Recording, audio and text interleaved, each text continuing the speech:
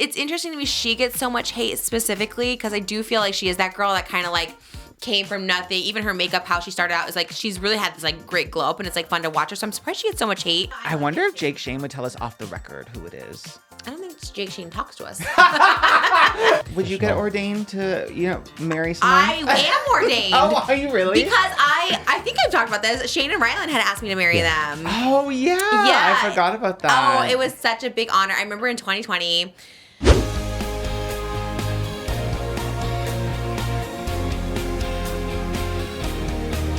Her name is Trish, she's got the dish and all the gossip's filthy rich, pretty and pink, hot topic queen, and says what everybody thinks. She's just Trish.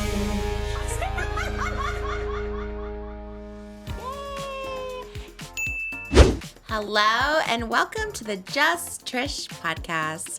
I, for one, am so excited for life right now. I'm beaming. I'm bursting at the seams. I was excited to see Oscar. We had to run into each other in the hallway, and we're like, we're just so good to see you. Yeah, Crazy running into you. Yes, it felt very that. It very felt very SNL, like you running into like Paul Mescal. You know what I mean? Yes. That's kind of what it gave. Okay, love that. In the sense that we're like, we didn't expect to see each other. Yeah, or we're in the halls of a big production studio. Yes, they're totally. studios. That is very that, because that is that. There's like dressing rooms, there's hallways everywhere. And yes, you wouldn't expect to just run in, but then you just bump into someone like Shabuzi or Paul Mescal, and that is very that. I love it. We'll never forget SNL. Forever, that'll be my new identity for the next 15 years. I love it so much. It was the Eminem video I rode for about 15 years exactly. That was 2009, so I think we rode that about 15 years. So SNL will be my next 15-year. I was on SL. Until now. What's next? Yeah. Well, Until what's now. next is this Morgan and Morgan trophy they gave us. This is the craziest thing. Moses put it to the side until our ad read later today because they're one of our sponsors. But I was like, this needs to be, I wanted this front and center where the ghost was, but Moses was like, well, we'll do it for the ad the read. whole episode. Yes.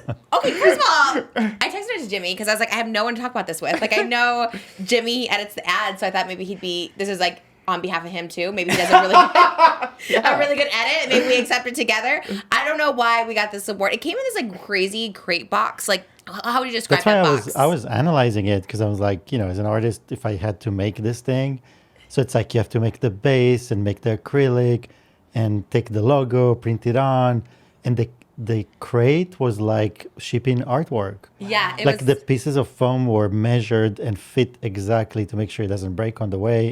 It's a wooden crate. It was crazy. That crate was crazy. I thought it was a prank or something, or is it? It looked like a Mr. Beast thing or something. Not in a bad way, but just like, like what's inside this mystery box. And yeah, it's the award of the year. Moses always tries to, every time box come, like, what did you order? And I was like, I swear I didn't order these Not things. in that tone.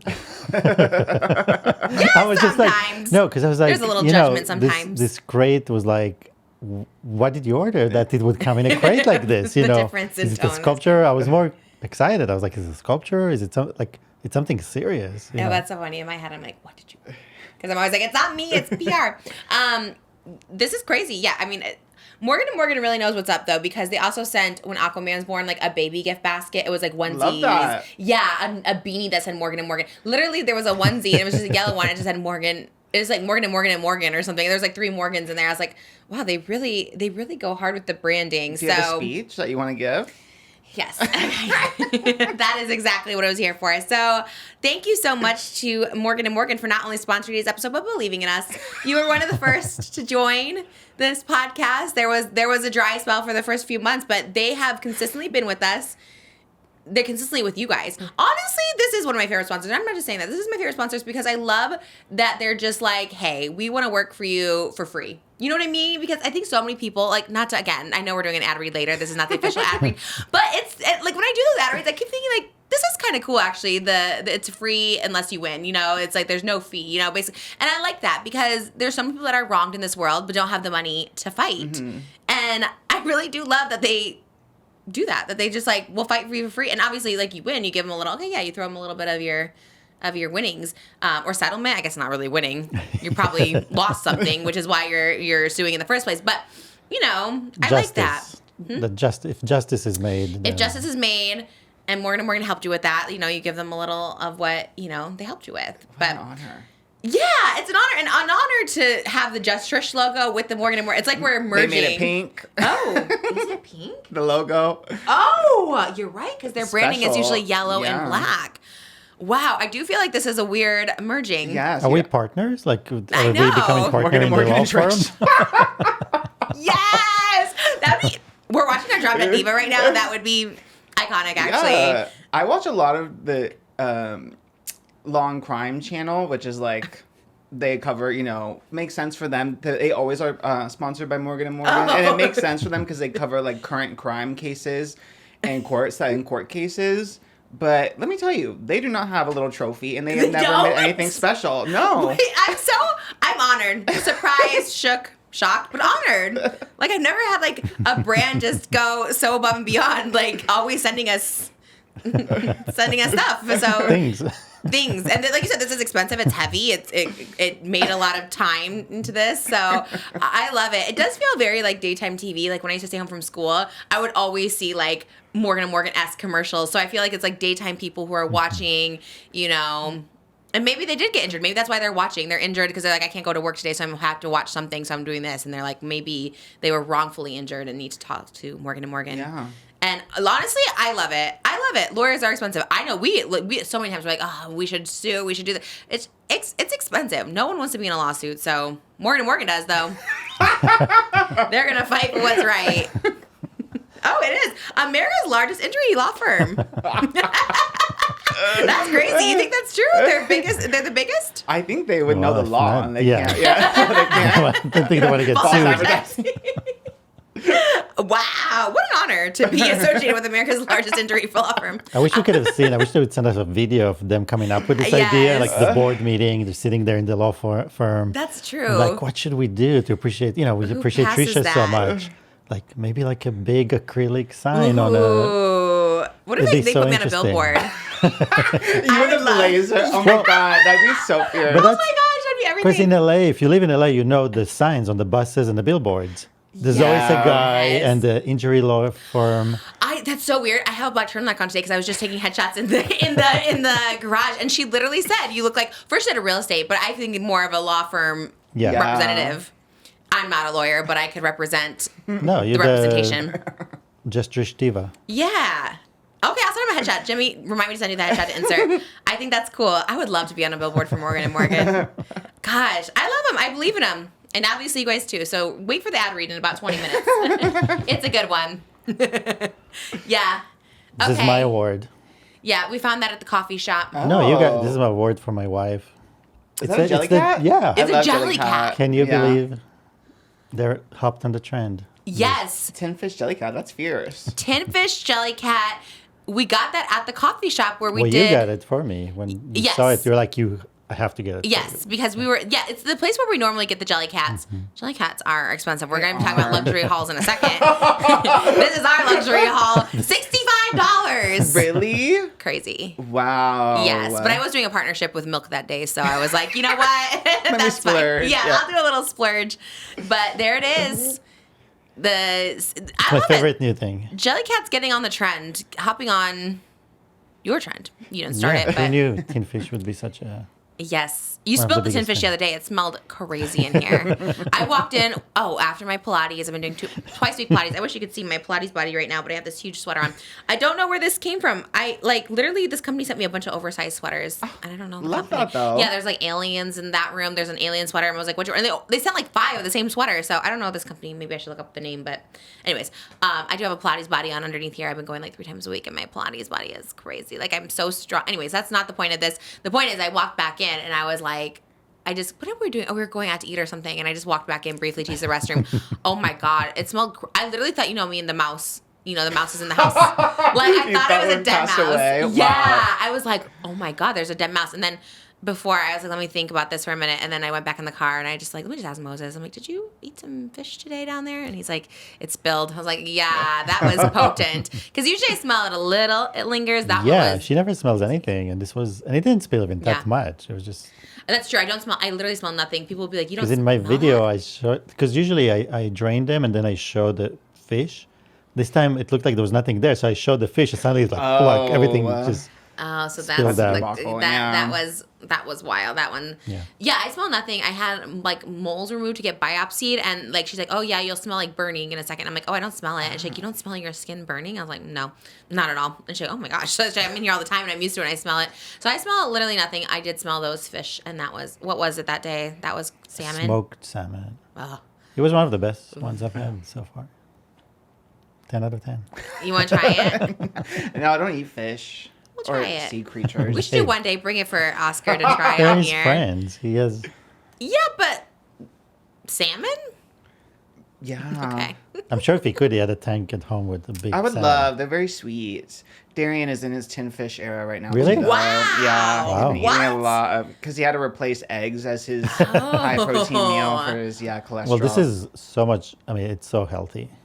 yeah, so and a lot of healthy. protein. He's on his protein kick. Omega so. 3s and all kind of things. Well, speaking of protein, milk is a great protein boost. Natural. It's in your fridge. Just a regular milk. That's all it takes. You know, nowadays everyone's like, protein this, protein that.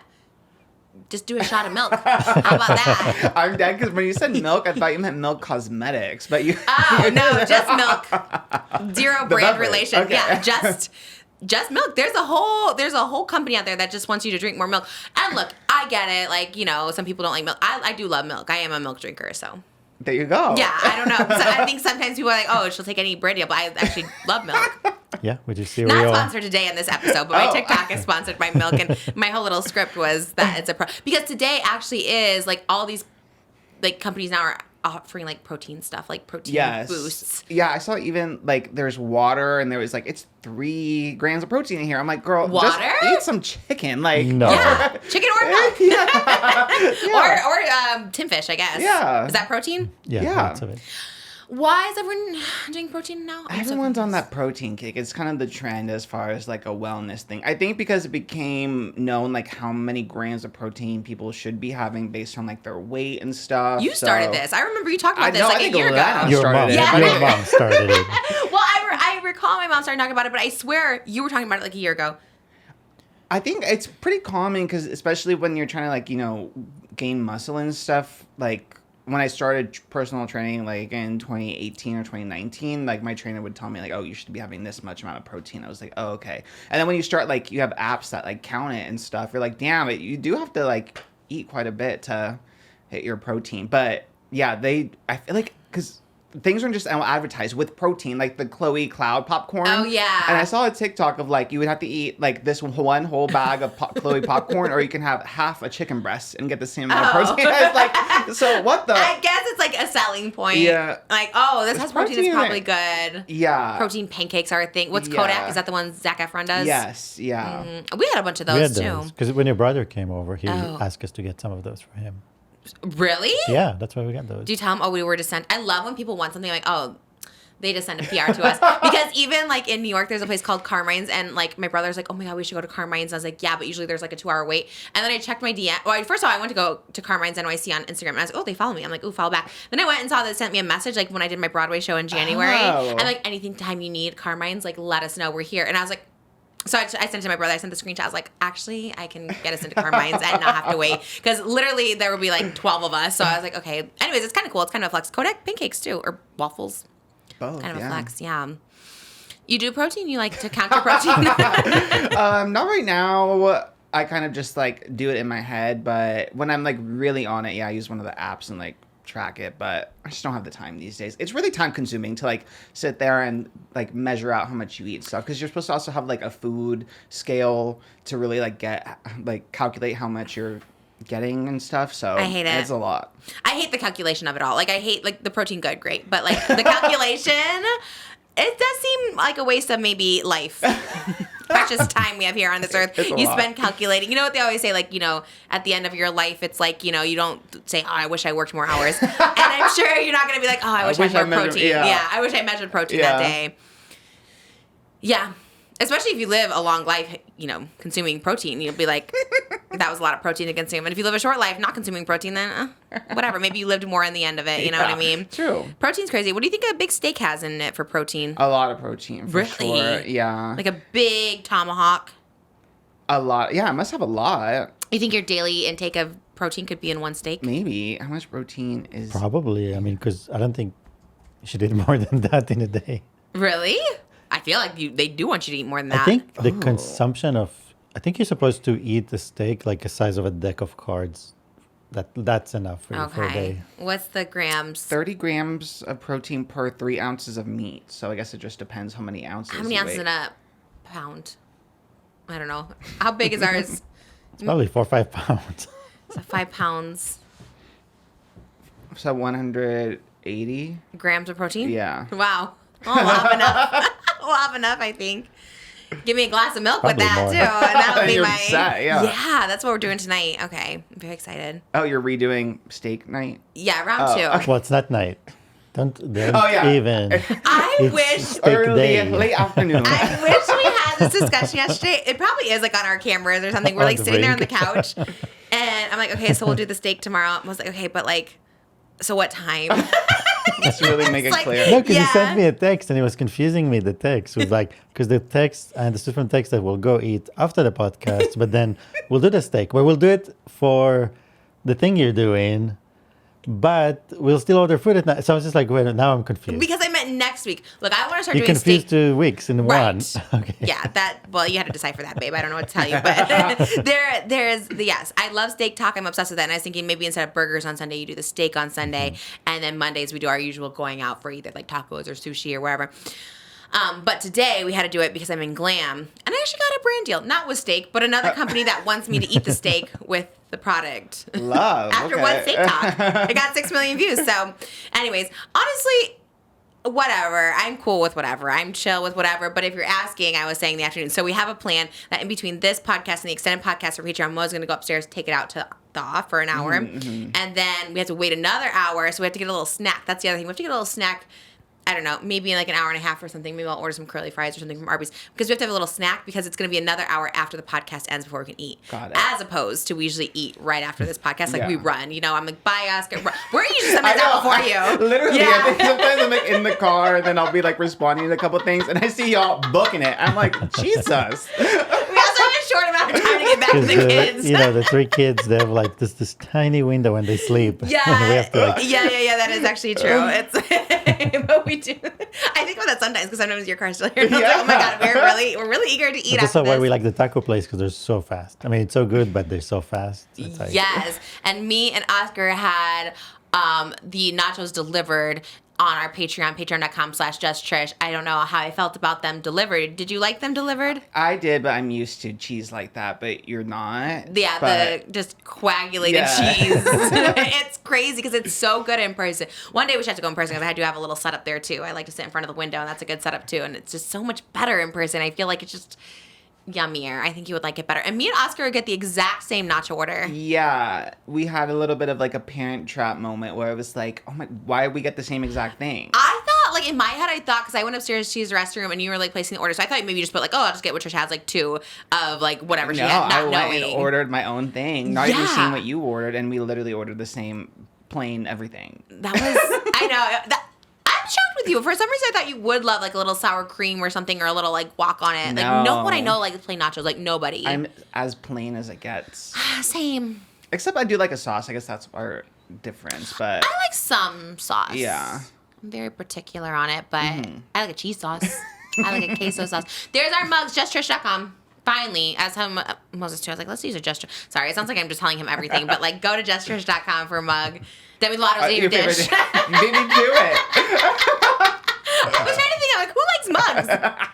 Demi Lovato likes mugs. So go to justtrish.com. But thank you so much to Morgan & Morgan for sponsoring today's episode of Just Trish. Ooh, that buffet hates to see me coming. Why? Because I am one of the largest mukbangers in the world. Just like there's a reason why Morgan & Morgan is America's largest injury law firm. With over $25 billion recovered for over 500,000 clients, Morgan & Morgan has a proven track record of fighting to get you full and fair compensation. In Florida, a client received $12 million after the insurance company's best offer was just $350,000. In Pennsylvania, a client was awarded $26 million, a staggering 40 times the insurance company's original offer of $650,000. Okay, insurance companies, You're not fooling anyone. For over 35 years, Morgan & Morgan has been fighting for the people just like you and I. They have over 100 offices and more than 1,000 lawyers nationwide. When hiring Morgan & Morgan, it's like hiring an army that has your back. If you're injured by the negligence of another, you deserve to be paid. When you hire the wrong law firm, you may be beat before you start. All law firms are not the same. If you're ever injured, you can check out Morgan & Morgan. Their fee is free unless you win. For more information, go to forthepeople.com/Trish or dial pound law. That's pound 529 from your cell phone. That's forthepeople.com/Trish or pound law, pound 529 from your cell. This is a paid advertisement. Thank you so much to Morgan & Morgan for sponsoring today's episode of Just Trish. All right. Well, we're past STEAKGATE. Yeah. Oh, and we're here. Yeah. Oh. I did have one follow up to STEAKGATE Okay. though. Is the way that you cut your steak, was that rage bait? Do you want to clarify, or is that That's the way you genuinely? So funny. I swear, hand to God, Moses can be my testimony. Like, I really don't see anything wrong with how I cut it. Because that's how I cut it all the time. Like, what was it? I think the top comment was like you cut your steak inside out because you did start kind of like from the middle, like you almost cut something in the. I only like the middle. Oh, yeah, really? I only like the middle of a steak. And even, okay, this shows my love as a mother. When we do Mastro's fillets, I will, I cut Malibu because she loves filet too. We get two. And I always cut Malibu the center because that's the best part. Oh, wow. Because the edges are hard and tough, and I'll eat them. Like, I'll eat them. Obviously, I'm not letting it go to waste. Because I like the crusty of the end you like of the the crust? steak. I like the edges. Even better if it has fat on it and it's burned a bit. Crazy. Like my favorite part of the steak, yeah. That's why. No, I like. So I usually eat those parts, she eats the center, and then I eat the end of it. Yeah, I love a center. I only eat the center. So to me, that's like, I'm just taking the center out. Should I just cut off the edges first and then go into the center? I guess so. Because, like, how else? Like, I don't know. Usually you cut them just all the way across strips. Oh. And then I guess with that strip, you will just eat the center of the strip and leave the ends. I was like, well, I'll cut them for you next time. But I was also like, but then all the comments will be like, she can't even cut her own steak now. I'm like, okay. Like, he offers, he wants to. Just like steak. It's just like the runny eggs That's how you I made imagine me. it to begin with. I imagine me cutting the steak. Like, that's part of the chef. Yes, you do. Yeah, I'm down for it. We got new knives from Williams-Sonoma, right? That's where we got them from. Love Williams-Sonoma. Very bougie, very expensive. That's another haul. Our haul would be the sardine jelly cats and the Williams-Sonoma knives. That's my luxury haul these days. Knives are expensive. They're like $100 and some plus for like a set of knives. Yeah. Well, they last for life. Not ours. Ours lasted 3 years. The ones we have upstairs, we bought them when we moved in. What do you mean? Those knives we got were from when we moved in. Remember that Christian Yeah, place? but they're great. They're dull. That's why we have to get new ones. You even said, like, I got new knives. Well, I went for cooking, like a better set of knives, because I cook so much and Well, your like the birthday's coming up. I know what to get you. You know, like the ones that always get their wives like a microwave or something. They're like, here's your present, lingerie or something. You have to let me know what you want for your birthday, because seriously, I do not know. I will. It might be a telescope. Maybe I'll do that. So we can see the aliens approaching. Oh yeah, you said that last year too. Yeah. Oh, really? No, but I think it was Father's Day, but I didn't finish like researching, because it is confusing which one to get, because there's so many different kinds, and I want to get the right kind. Okay. So I will let you know which one to get. Not really good. I'm still gotta get you like a surprise gift. He doesn't like to want to do surprise gifts, but I still gotta give him like a surprise. It's fun to like not know what you're getting. I'll get you that too, but I feel like a surprise. On that, I thought that crate was the surprise, but no. That's also you. That's all of ours. We can split it like Mean Girls, just start passing out the Morgan & Morgan chunk. I do like that it was pink. That was everything. That was our weekend, and it was very relaxing. We watched the Courtney STODDEN movie that came out yesterday. Yeah. Did you watch it? No, I didn't. I heard about it though. It was good. You know anything about it? Do you know anything about Courtney STODDEN? A little bit. She got married when she was 16? Crazy. To Doug Hutchinson. Do you remember him? Yeah. I only know him because of his relationship with Courtney STODDEN. That's what I was telling Moses. I was like, you know, in the whole movie, they're like, he's a celebrity, he's this, is that. It's like, I didn't know who he was either. Obviously, like, then you're like, okay, he was in Green Mile, and he was in Lost, and you're like, okay, like, kind of, I guess. And what was the age difference again? He was 51, yeah. and she was 16. Crazy. Insane. What state did they get married in? Vegas? Was it Vegas? Oh. Is that, So is that It legal? looked like. It looked like Vegas because she was walking along the casino. Oh, She's like my feet couldn't touch the casino carpeting or something like that because she wasn't 21, but she got married. Yeah, I guess her parents signed her over. Yeah. Yikes. Big yikes. I had Courtney STODDEN on my Dish with Trish podcast at my old house, and yeah, it's crazy like rewatching it, and then we watched like clips of the real Courtney Stodden and Doug Hutchinson. And it's like, it's crazy how much like he was defending them. There was a great, God, what is his name? Billy Bush? Do you know him? Yes. Who's he with? He was with Access Hollywood when I worked there. Now he is at Extra.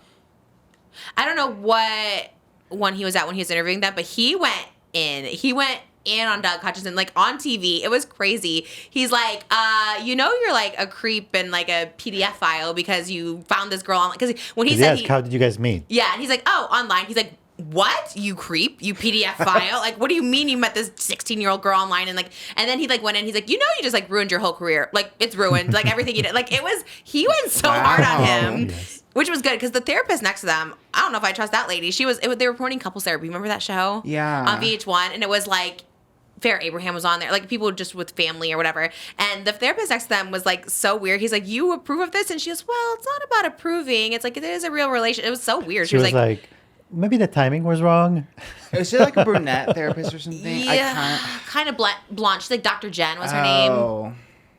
She was on all couples therapy, and then she was on family therapy. I guess that's why they went on that show, because in the movie they kind of said they had to go on every reality show. Oh, yeah, I remember her. Yeah, Dr. Jen something. And she was, Oh, yeah, Tiffany Pollard was on it, too. I forgot about that. Yeah, like, everybody was on this show. I wanted to go on that show. There was so many people on that show. I was like, that's a good one to be on.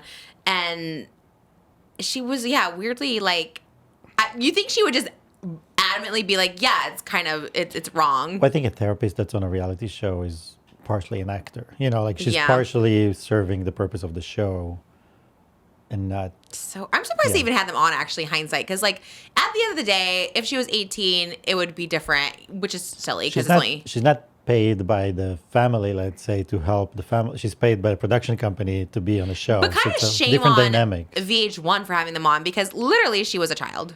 Well, anyone that used them for publicity, anyone, they use the spectacle to make money and publicity. So yeah, they shouldn't have even had them on couples therapy, because it was validating them as a couple. Mm-hmm. And like, I love Courtney. I do not blame Courtney, because she was obviously like a child. But like, how are they? And Doug was like defending it. He was defending her, defending their love, their marriage, like through all these interviews. And I was like, this is the way he was defending is by giving an example of other people that married or dated children. He's like, well, Bo Derek was 15 and the husband was, and she's like, yeah, ask Bo Derek if she's I was just like, this is not. It was the most wild thing. The movie was good. Doug Hutchinson was played by Doug Savant, who was Tom Scavo in Desperate Housewives, which is one of my favorite actors. He looked, I guess he was meant to look old, but he looked a little older. I mean, much better looking than the real Doug Hutchinson. It was a good cast. Courtney Stodden did it. Courtney Stodden's like in the movie too, which I thought was. Oh, that's what I was gonna ask too. Like, is she involved in it? Yeah, so. she like kind of narrates, and she should have played herself, honestly, because she still looks good. She still looks like, I guess maybe it was maybe traumatic to play herself. She should have played her mom. But she probably doesn't want to be that character. Yeah, I guess if they made a story about my life, I think I'd want to play. No, because in her case, the mom has a lot of fault. But she like forgave her. She was like, "Oh no, like I forgive her." You should, but I'm saying like. I don't know if you should. You don't want to be playing that part. I don't know if you should. If your mom like lets you get married at 16, look, it's good she did. I don't know if you like have to do. No, but I'm saying forgiveness for Courtney's sake, not for the mom's sake. It doesn't mean she has to have her mom in your life, but you can forgive her and move on. Her mom fell in love with her husband. With Doug? Mm-hmm.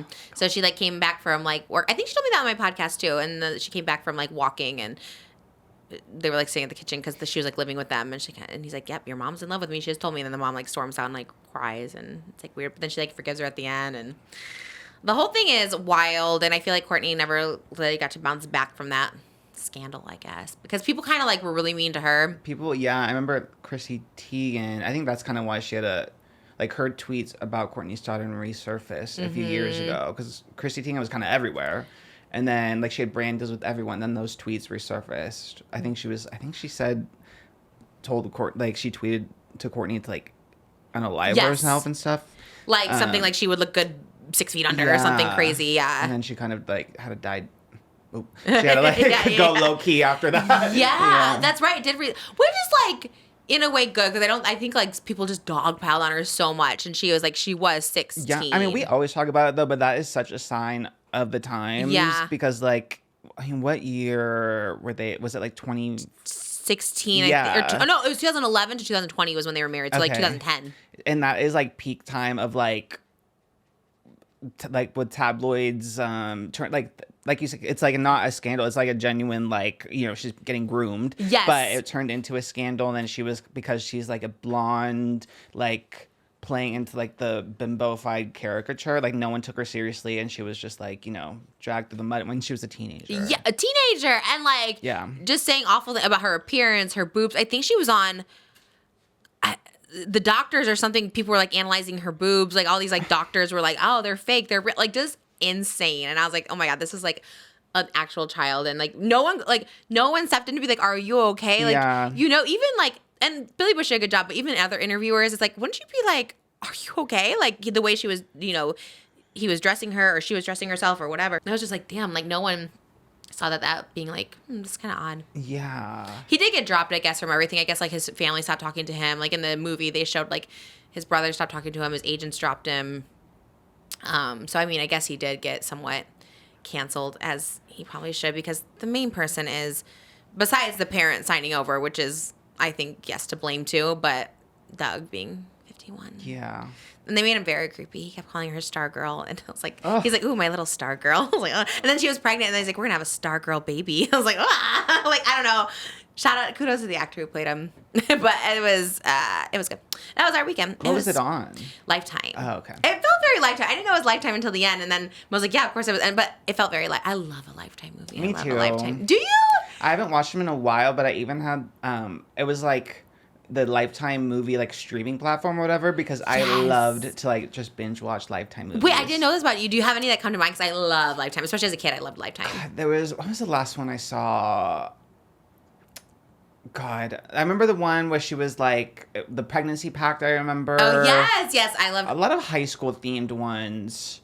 The last one I saw, I want to say Garcelle Bouveau was in it. I think from the Real Housewives of Beverly Hills. Yes. But that was a while ago, a few years ago. Me and my friend Rebecca, we would like get together and we would have Lifetime movie parties. We would Wait, really? Like as an adult or as a teenager? Or? A couple years ago. So from high school, we would do it pretty frequently from like high school until like adulthood. I would love a Patreon just reviewing Lifetime movies. They really slap because they're pretty short. They're like 90 minutes. You know, and they're good. Plot twists. Yeah. That's why I was obsessed. Like I used to watch the ones with like Candace Cameron Bure. Did you ever see that one with her and Fred Savage? It was like she was a cheerleader and he ended up like unaliving her in the movie. I watched a lot of cheerleader unalivings. Tori Spelling was one where she was a cheerleader and she was unalived. God, no, I think I would remember. I have seen a lot of cheerleader ones, though. I watch all the cheerleader ones, all the high school ones, all the Richard Grieco ones where like someone's like I watched all of those so much. I like loved. What was the other one?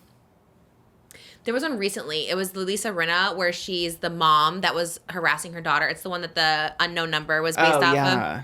That one just came out. My goal in life, new goal, because I feel like I'm accomplishing a lot of my goals. New goal in life is doing a Lifetime movie. I love Lifetime movies. And this one was really good. It was produced by Courtney Stodden instead of Courtney Stodden production. I was like, period. I'm going to just have to produce my own. But it was so good. I love a Lifetime Was the one movie. about the Johnny Depp trial Lifetime or not? No, that was Tubi. Did you ever watch that one? No, they put it out within like a month of the trials. That one was so weird. It was just, they hired actors to play Johnny Depp and Amber Heard, and it was the weirdest. Love Tubi, but like, what? We downloaded Tubi just to watch that movie, and that was painful, as most Lifetime movies are, but this was a Tubi original, so. But yeah, that was our weekend. How about you? It was boring. I mean, I work on Saturdays, and it was Selena and Benny's wedding. Oh. So I was on like watch my whole shift for when they would like post about it and post the photos, and like so literally I was scared to like leave my computer in case it happened. So usually I can like clean or something and come back and look, but I was so afraid of missing them announcing it. That's so funny. That I was just like there. Glued. Yeah. So you felt like you were there at the wedding. You're like, I'm a part of this. That's fun. What a fun job. I wouldn't say it felt like a part. I mean, kind of. I guess. Like, you're breaking it. Who broke it? TMZ probably. Selena posted it herself, but I don't know how. I mean, people knew that the wedding was this weekend. I feel like it kind of got out, and I think to kind of make it die down, I think people got the heads up that Selena would be the one to post herself, because that's what we were looking for. I don't know, like we were waiting for like Selena to post it herself. Which I think is good because like there were so many paparazzi. TMZ had helicopters, so it was a lot. Ew. Where was it? In Santa Barbara. Of course it was. I love a Santa Yeah, Barbara. and they were, obviously it's like Selena Gomez. She's going to be like smart about it. But they had a lot of, I think they spent over $300,000 on security. Wow. And everything was completely covered. And it was on the edge of a cliff. So no one could climb up and try to get in or anything because it's the ocean on the other side. Oh my God, so I love that. it was completely covered. Wow. The only paparazzi photos really were just like the aerial view. And then they had the guests stay at a hotel like off site. And then they would shuttle them to the place, the venue. Do you know where the venue was, or is it like private? I think they said where it was. It was somewhere obviously in the hills. Okay. It's not like hotel or something. No, they kept them at a hotel, and the rehearsal dinner was like nearby and stuff. So there was paparazzi photos of like guests coming into the hotel, or like waiting to get shuttled after at the hotel from like the rehearsal dinner. But that was it. So just like that Friday before with the rehearsal dinner, that stuff leaked. But other than that, like there was really no paparazzi photo. There was nothing that leaked from inside and stuff. I saw Taylor Swift's elbow. Yeah, there was paparazzi photos of Taylor arriving at the, I guess, Santa Barbara airport or something, but she was like covered by umbrellas and just her elbow like sticking out. Love that. So love fierce. that was the photo someone bought. I'm like, oh my God. People were desperate, I guess. Yeah. And there was paparazzi photos of like the Only Murders in the Building cast at the waiting to go to the rehearsal dinner. Who was all there? Martin Short, Steve Martin, anyone else? Paul Rudd. Love that. I had the full list of celebrities. Taylor Swift, Only Murders cast, Martin Short, Steve Martin, Paul Rudd, and Ashley Park. Ed Sheeran? Ed Sheeran was there, yeah. David Henry from Wizards of Waverly Place. Oh. And Jennifer Stone also from Wizards of Waverly Place. Edgar Ramirez from Amelia Perez. Paris Hilton was there. Julia Michaels, who's a singer-songwriter that Selena worked with a lot. Camila Cabello was there. SZA was also there. Wow. Yeah. Oh my God, it's like star-studded. Yeah. Why? Do you think she actually posted, or you think someone had her phone? Good question. My theory is that because she posted, I was off at 4, and then she posted at 4:16. So I was like waiting the whole time, and then she didn't post, and then 4:16, I was already out because I was waiting all day to like run errands and stuff. Yeah. So the second I was off, I'm like, okay, I'm leaving. So then someone had to like cover. So you waited for nothing. You literally waited for nothing. Yeah, because 4:16 is when she posted. Oh my God, yes, time stamps. That's literally, crazy. I remember because I was like gone. Like I was at. Were you mad, or were you like, whatever, I'm off the clock? I was like kind of relieved because I was a little stressed about it because it's like the royal wedding or something. It was so big. So you had to hand off. Someone started at 4. Like someone was like on call after just to wait and see. Yeah, Crazy. Of course, if she posted it 10 minutes before you were done. Then I would have been stuck. Like, oh my God, I have 10 I minutes to- see. Yeah. Did you get to clock out then? Yeah, I gotta just like sign off right at 4. I'm like, okay. Wow, you're like doctors on call over there. It's like It just is. in case. It is, yeah. That's crazy. It is wild. That is a wild thing. I know. Oh my gosh. So yeah, she posted like at 4:16. I imagine because the paparazzi photos, going back to that, it was like nighttime and when they were like taking photos of like the tents and there was lights inside. So I think they just posted the photo shoot because also Petra Collins, who has also shot you. I was so Selena's excited. photographer. Yeah. And Anna Collins, her sister, who we love, was also there too. But yeah, I imagine that was like earlier, and then they someone just like hit publish or whatever, and then they actually did the ceremony. Because also like Benny, and Selena, they were like had like a house or something, so it wasn't even the wedding venue. That's what I thought. I was like, wow, did they get married in like a backyard? Which I thought would have been so cool. Like I thought it was like a little backyard wedding. So I think that must have been like just a photo shoot. Yeah, they had. and they had prepped to post. I'm assuming. Any details on the ceremony? The ceremony was really like small and intimate. Then at the reception, Taylor Swift gave a speech, and Ed Sheeran also gave a speech. Iconic. Selena's grandpa walked her down the aisle. Oh, that's so cute. At the rehearsal dinner, they had Thai food. Me just reciting I random facts. love this is what I want to know. I want to know the details. Was it a religious ceremony? I don't think Non-denominational? I don't know. Yeah, I don't know the religion aspect of it. No, but why do people do religion in weddings? Like we didn't have one, but why do people God in it. I don't know. I guess it depends on like your like some people. The faith is like a big part of the relationship, I would guess, or like if you view marriage like as a sacrament, like in the Catholic Church, I think that's a big thing. Yeah. But They follow the tradition of their families. Thank you so much to SeatGeek for sponsoring today's episode of Just Trish. Ooh, we love SeatGeek. You think with summer being over, the music stopping, it's just starting. Cat's Eye is the hottest ticket right now. Cat's Eye is going to be in San Francisco this December. It's going to be in LA December. They're going to be everywhere. Okay, My Chemical Romance just announced another stadium tour in 2026. Ariana Grande just selling out left, right, and center. SeatGeek has tickets for the hardest to see shows, and it's easy to navigate. They can give you best value or best seats. They always have the best prices and best customer service. 24-hour customer service. You can call them anytime. You get to your show, there's a problem. SeatGeek has your back. With over 28 million downloads, SeatGeek is the #1 rated ticketing app. There are more than 70,000 events listed on SeatGeek, including concerts, sports, festivals, and more. So get tickets to see your favorite artists. Kali Uchis just wrapped up here. I saw Tate McRae was here over the weekend. Don't miss out on shows. Jonas Brothers, there's just all over. Once you see it on social media, you're like, I need to go. I think Backstreet Boys are going back to the Sphere. Check out SeatGeek for all your ticket needs as the holidays are coming up. It's a great gift. And I came through for you guys. You can use code TRISH2025. That's TRISH2025 for 10% off your next set of tickets at SeatGeek. That's 10% off tickets with promo code TRISH2025, TRISH2025. Make sure you click the link in the description to download the app and have the code automatically added to your account so you can use it later. Thank you so much to SeatGeek for sponsoring today's episode of Just Trish. Sounds like you're expected to do it. How come we didn't do it? I didn't want to. My dad probably wanted us to. He loves What? being Catholic. Oh, I wouldn't mind a Catholic wedding. Oh, Jewish. You didn't want Yeah, I to do didn't want Jewish. to do I that. did. I wanted you to break something. I feel like those are good. I mean, it can't be bad to have a little luck on your side or I whatever. don't know. People had the glass up their feet, or sometimes if you hit it wrong, it flies out. Like, I wonder if Benny did that because I think he's Jewish, right? Oh, I didn't know that. I can see him doing that. Like he leans into it. Just for luck or what is? I don't know what it's for, but But to have a proper Jewish wedding, then you have to convert and all that, and that's why I don't like that stuff. It's like being in a cult. Like you don't need I to think convert. some in rabbis order- these days would probably do it for but you. then it's not. Then it's perform. Like it's not. We real. had a TV minister. What? Not a minister. No, what do they call? he just did on. He was just on reality show. He was a celebrity. But he was like you would call Dr. Like Drew he's a done TV it. doctor, but he's a doctor. This guy was a TV. He did celebrities. He did on TV and reality shows. What do you call the people who marry you? Officiate. Oh, officiator, maybe. Yeah, we had a TV officiator. He would do it on TV. He was very good. He was nice.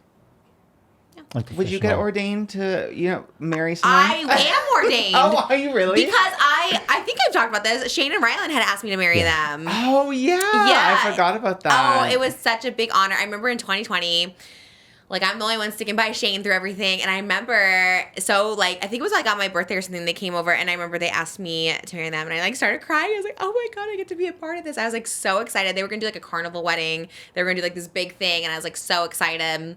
And then I don't know what happened with the carnival theme. I don't know. I guess they just didn't do it. I don't know. I don't know what happened. But then, then I just never heard back from them. But I remember all the paperwork I would show them. I was like, wow, I got ordained. I have all I don't know how long it lasts. I don't know if it's forever, but I am ordained to marry. I think you have to renew it or something. Because I know Elijah Daniel also got ordained, and he talks about getting it renewed on Instagram every now and then. It's very simple. Yeah. Why, you want me to marry you?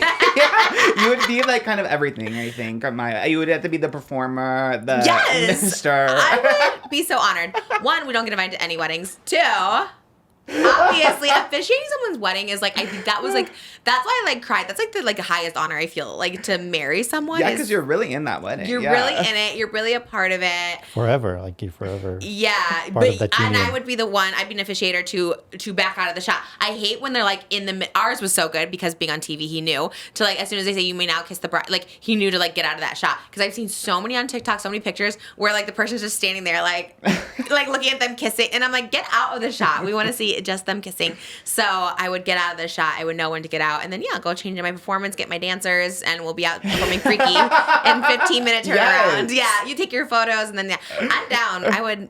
I'd be honored. Are you asking me? I'll do it. Yeah. Flower Girl as well. I guess maybe Malibu and Elvis. Yeah. That'd be you know so many because you have all your nephews too and stuff like that. True. I guess they'd be the little ring so bearers cute. or something. Yeah. Oh, that'd be adorable. All of them. Yes. Okay, we're planning it. It's happening. Get sponsored by Kodak Protein Pancakes and milk. Morgan. In case anyone gets put up the hotel or something. Yeah. Would you do a sponsored wedding? Maybe they're expensive. They are expensive. Yeah. Yeah, I don't think. We're gonna have Mikayla in a second, but she was talking about how was she or someone else? No, Tana was talking about her engagement ring, and that if Makoa was offered like a brand deal for her engagement ring, she's like, yeah, take it. Like, Yeah, why not? yeah, that's like money. Like, I feel the same way. I feel like if someone had offered us like a free ring, I'd be like, yeah, take the ring. I think Mikayla got her upgraded ring for free, and I was like, honestly, a diamond's a diamond. And with me, sorry, Mikayla, so many strays today. But then for her wedding, she had her big collab. Elf Was it Cosmetics. Elf? Yeah. Yes, before And the Matt Rife scandal. Yeah. There was way, the just- Mikayla Just wedding. put it out there as your wedding planner. It's going to be on a boat while the whales are present for your wedding. Are you that's a planning the great wedding? idea. Are you a wedding I think, planner? yeah, because I think it's not going to be that expensive to rent the boat. Yeah, okay. You can get all your friends and family, and the whales are going to show up for it. Oh, I Can you love imagine that. the pictures, you guys, and they're behind That's you breaching true. in the water? And Darian can't swim, though. That's the only thing. But we'll have to we're not jumping in the water. wait, Guess he does he falls, not? I guess, Does he but- not go on a boat He goes on a boat, yeah. But with life jacket? we are prepped. Like he's the one that actually has to listen when they give the safety regulations about like how to, you just pull the strap and all that. Yeah. Do you think though, if he did fall overboard, he wouldn't just know how to swim naturally? Like you just start kicking and He would try. He just sinks. He's a sinker. You did talk about this Yeah, before. he's a big sinker. It's all the protein. Yeah. Yeah. I wonder if he should take some swim classes. It's scary to not Tell know him how that. to I swim. know. I tell him that all the time. Just in case. Mm-hmm. Yeah. That's like always on the forefront of my mind with our kids. I'm just like just swim classes all the time. They move very slow. We have them in some classes. They're just, I'm like, when are they gonna actually get to swim? You know what I mean? Like they kind of just dunk their heads right now, which is good. But can he dunk his head underwater? Yeah, he tried. Like he, when you push yourself from one side, like you kick off from like one side of the pool to the other. Yeah. With like the momentum, he can do that. But if he loses momentum, he just goes to the bottom. Oh, interesting. Because Yeah. you guys are always on tropical vacations like Hawaii and stuff. I feel like he would learn to swim in some capacity. And no, he should. We'll have to take him. He'll be in Malibu swim class next Yes, week. I was like, maybe we should do that for Patreon. Get a swim instructor. Right? Teach Idea. people how to swim. Because teaching is harder. We hired a teacher to come over here, and it's like, yeah, teaching is just such a different beast unto itself. But because I'm kind of just do it. just kick. that's Yeah. what I'm thinking. I feel like it would be just so natural. It's like I do not recommend this, but I heard people like throw like dogs in the pool, and that's how they teach them. I heard people do it with their babies. Some Well, people just throw the baby in. I was thrown in. How old? God, maybe like 5 or 6. Wow. I have the memory of being thrown in. And you just learned. You didn't know how to swim prior. Yeah, just started I just kicking. started. Yeah. Did anyone come get you, or you literally saved yourself? I mean, there were people around. I mean, but also, that's growing up with brothers. Like they were in charge of me, so They threw you in? Yeah. They saved you then too? I think I saved myself. Wow. Because then I would just like make my way to my pool. Also, like isn't very big, so. Oh, at you my had a pool. house. Yeah. You're okay. There was a story pertaining to you on TikTok. I almost sent it to you, and I was like, wait, I need to ask Oscar's opinion. There was a mom coming under fire on TikTok for.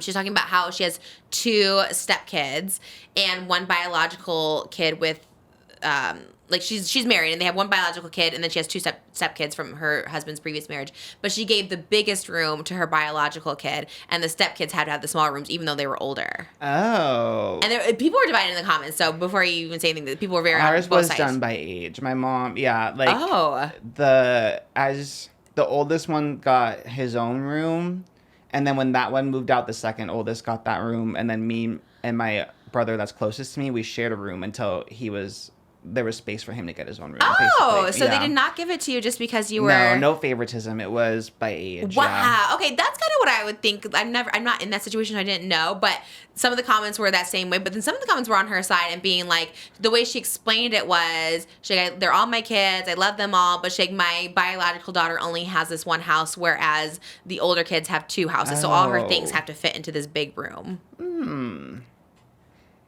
And how often were they? Like, was it every other week or? She did specify, Oh, okay. but it was just like they split time. My brothers were predominantly in our house. Like even my brothers from my dad's side, yeah, they were mostly in until they were old enough to move out on their own. Who's the oldest from, your mom or your dad? My dad. Oh, interesting. So he was there a lot of the time, most of the time at your house. Yeah, they're pretty. they weren't like, we didn't overlap that much though, because they were a lot older, so they moved out on their own like by the time I was like 6. Okay, yeah. so you didn't care about like a bigger room or something. Yeah. Yeah, I was kind of surprised. I was surprised at how many people were like, no, absolutely, that makes sense. Like, she needs all her things in one big room. And then the other people were like, wow, like, way to just, like, punish the other kids. Because and her tone was kind of a little nasty. She was just like, well, you know, sorry, like, her and her dad, we're still together. Your parents aren't. Like, you know, you get to I feel like split people it. be sharing a little bit too much online these days. They do. I think that's the takeaway. Okay. Yeah. I agree. Especially when they're not, like, influencers or lifestyle people. It's like why? Yeah. Yeah, No one I asked, think you know, like. that's what's scary about this world. People who think they're just so right that they're just like eating that they're in the right, and then it's like, oh, like you said, why are you sharing all this? Yeah. Like, why do we need to know? People just, you're right, because why? It's so odd. I wonder just why to she felt the randomly, need. divulge that. And it was popular. It had like, you know, a couple 100,000 comments on it. So weird. yeah, Oh, with Selena's wedding, the caveat there was like 1 or 2 hours after Selena posted, Justin Bieber posted on his Instagram a photo of it. It was just like, he posted a lot of photos from him at a basketball game from a day or two before. Oh. But he used his song I Do as the audio. no. So. Oh no. Yeah. And it was like, Eesh. it was after Selena had just, did her post. And then Oh no. to play devil's advocate, though, Justin has been posting, like, he's frequent on Instagram. He's a photo dumper multiple times a day. He was using, in the same day, on the 27th, the day of Selena's wedding, like, he was posting a lot from this basketball game, and he was using different audios from his album. There's that. And he's used that audio before. It's a new song, I Do? Yes, off his new album. And it's about him and HAILEY. Okay.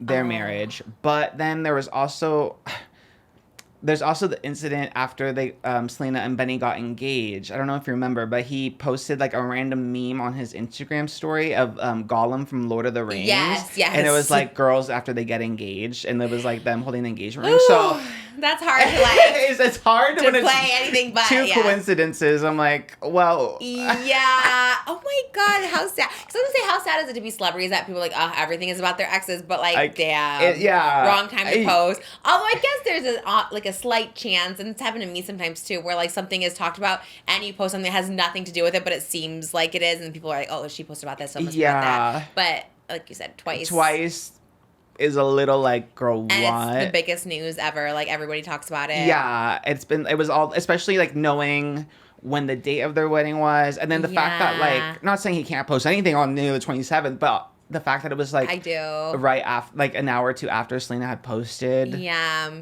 Like, if it was before, maybe, like, And does maybe he you post a missed lot it, on his story? This was a feed or a story? This was a feed post, a hard post, yeah. And he posted a lot that day on the 27th from this basketball game. But the audio, I was like, maybe just pick a different song. And I don't days know. prior, you should have done something new, like fresh, like cooking with HAILEY or something. You know what I mean? Like doing something that's new content that people couldn't have clocked that it was 2 days earlier. True, You know? yeah, because the game wasn't that day. So, yeah. So why did you post it that day? Oh, Yeah. Justin. I was like, oh my God. Yikes. You think he loves her? I don't think he still loves her, but I think this is, again, just me totally speculating, projecting. I feel like he must somehow still like a little bit of like control over her or something. Don't you think? I think he still likes to be intertwined in that narrative. Again, this is just me thinking because it was like the 2 times in a row, and like he's like had random like Instagram posts where like there is like he'll post throwback photos and like a photo dump, but it's like a photo where he was out with Selena, but Selena's like not in the photo, but fans know like, oh, you were out with Selena that day. So there's so many like little things that like bring him back. And obviously HAILEY was so intertwined with Selena with their like TikTok feud and stuff for so long that I'm like, especially after like HAILEY had such a public like, thing where like she was literally talking about Selena on like Call Her Daddy and stuff. You would think you would just avoid.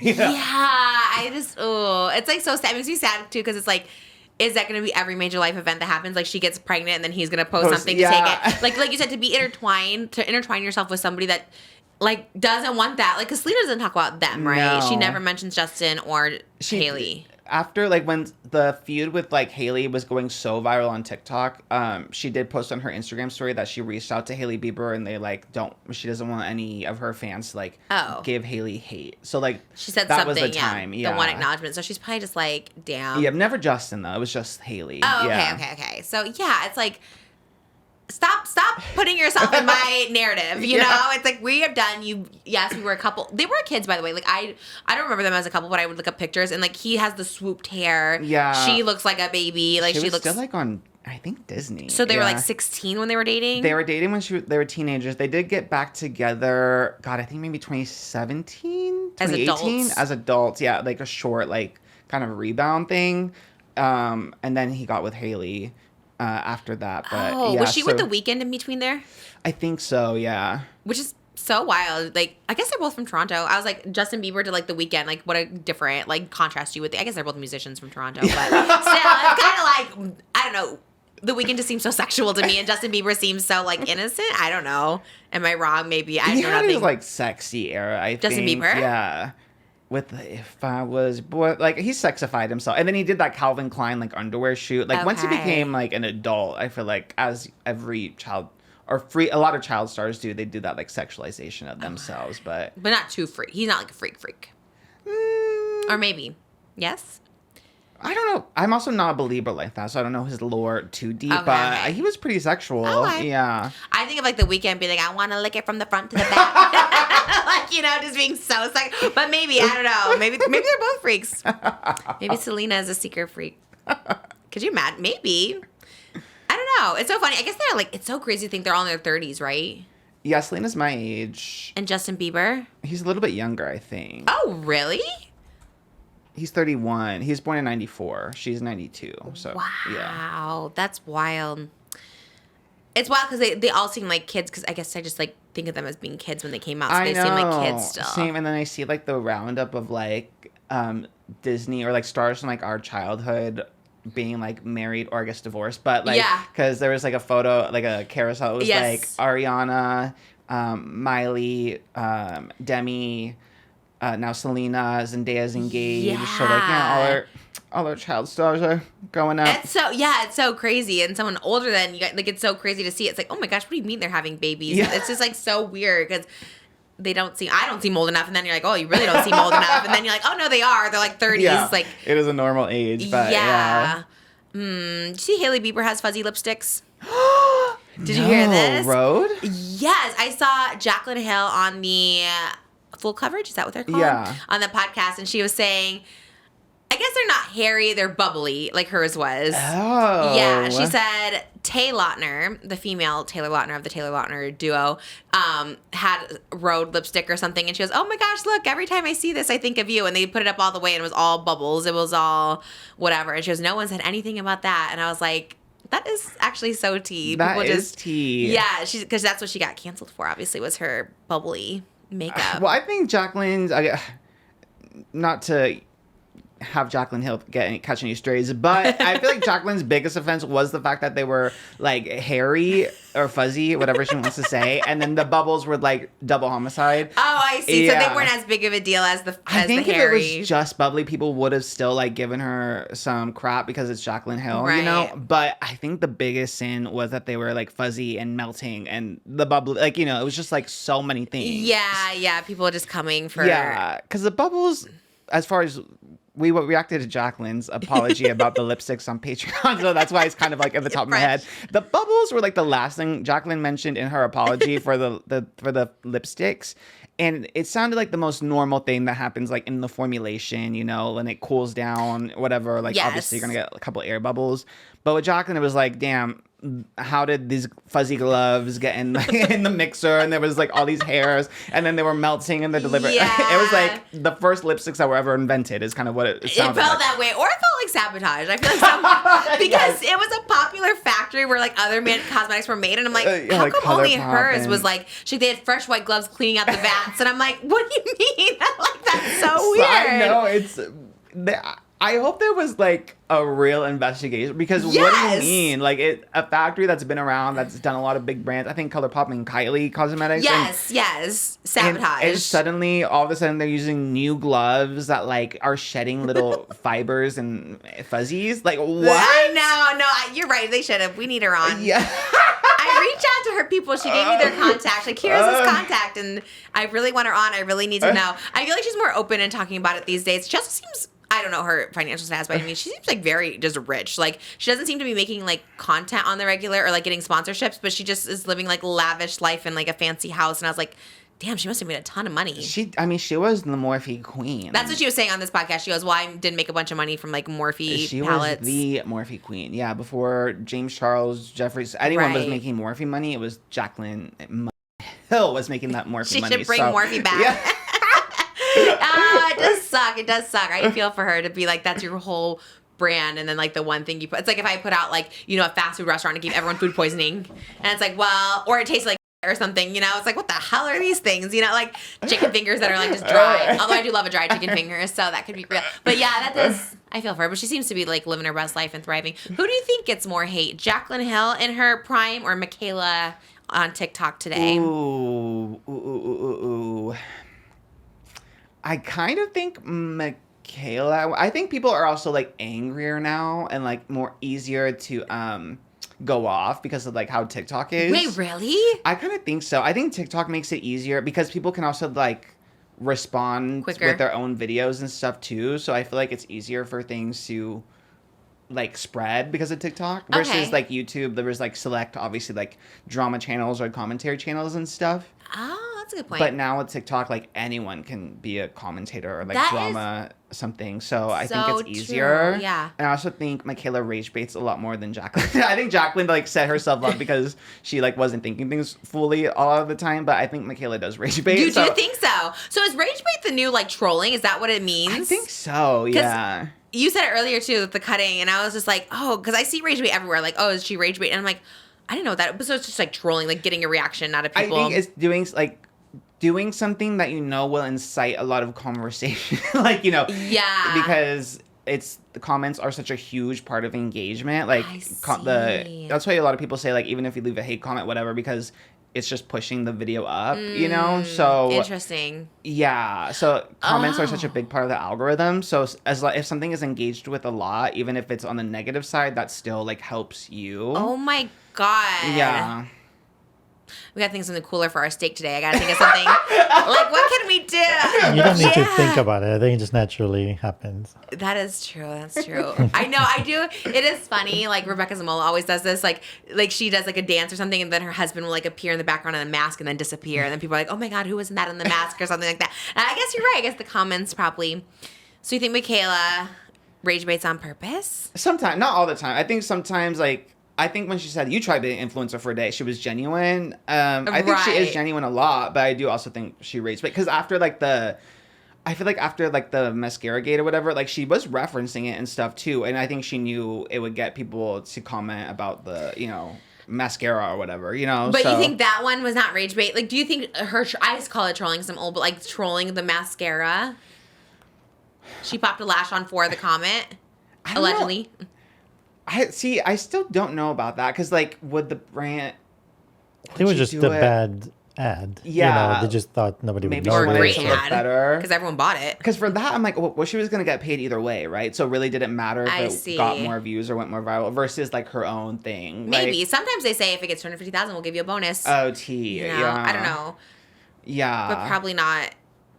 Yeah, I mean, you can tell, I guess, with, like, her luxury haul, for example. Like, yes.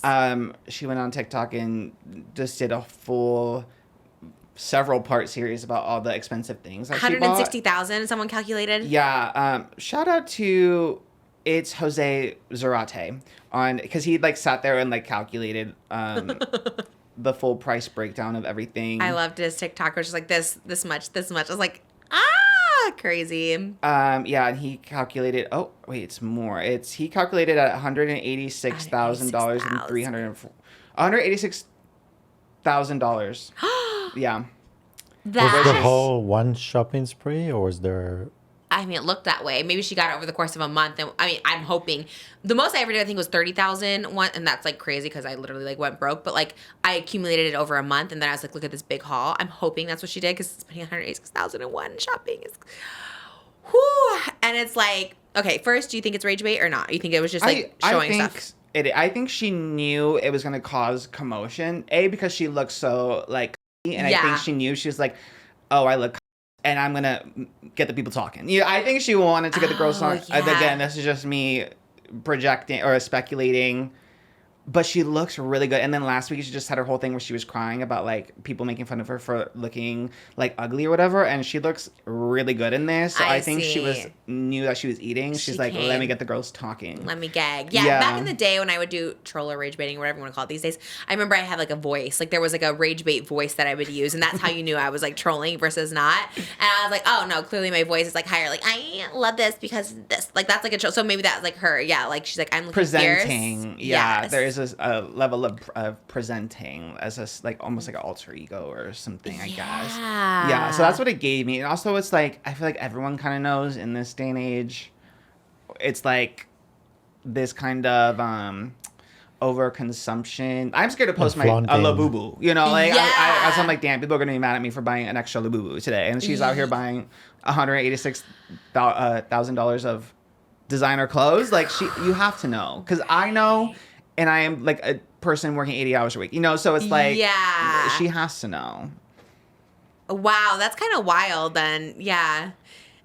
Yeah, look, it was very divided. I saw the comments on this, like, very divided. Some people are like, it's her money, like, let her spend, don't like it, don't watch. And then other people, of course, just being like, yikes. Yeah, like, I flip-flop too. Like, I go both ways. Like, and I think we talked about it before with, like, the hauls and stuff. They are a little, like, déclassé, I think, in this climate, you know?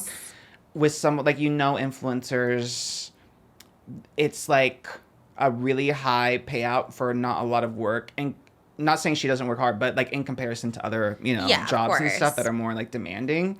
And so there's, like, that element, too.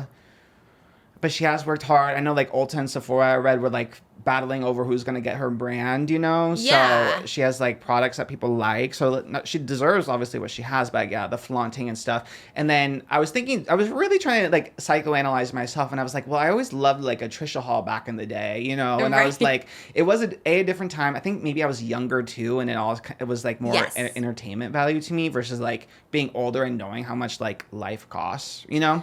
Life costs. And also, like, it's just a different economical time. Not to say it wasn't back then, but just the climate of, like, the world right now, everything going up and people not making, like, it's just the job, everything is just, and also back then you didn't see those things as much, so it was, when you saw it, you're like, wow, I didn't even know this existed.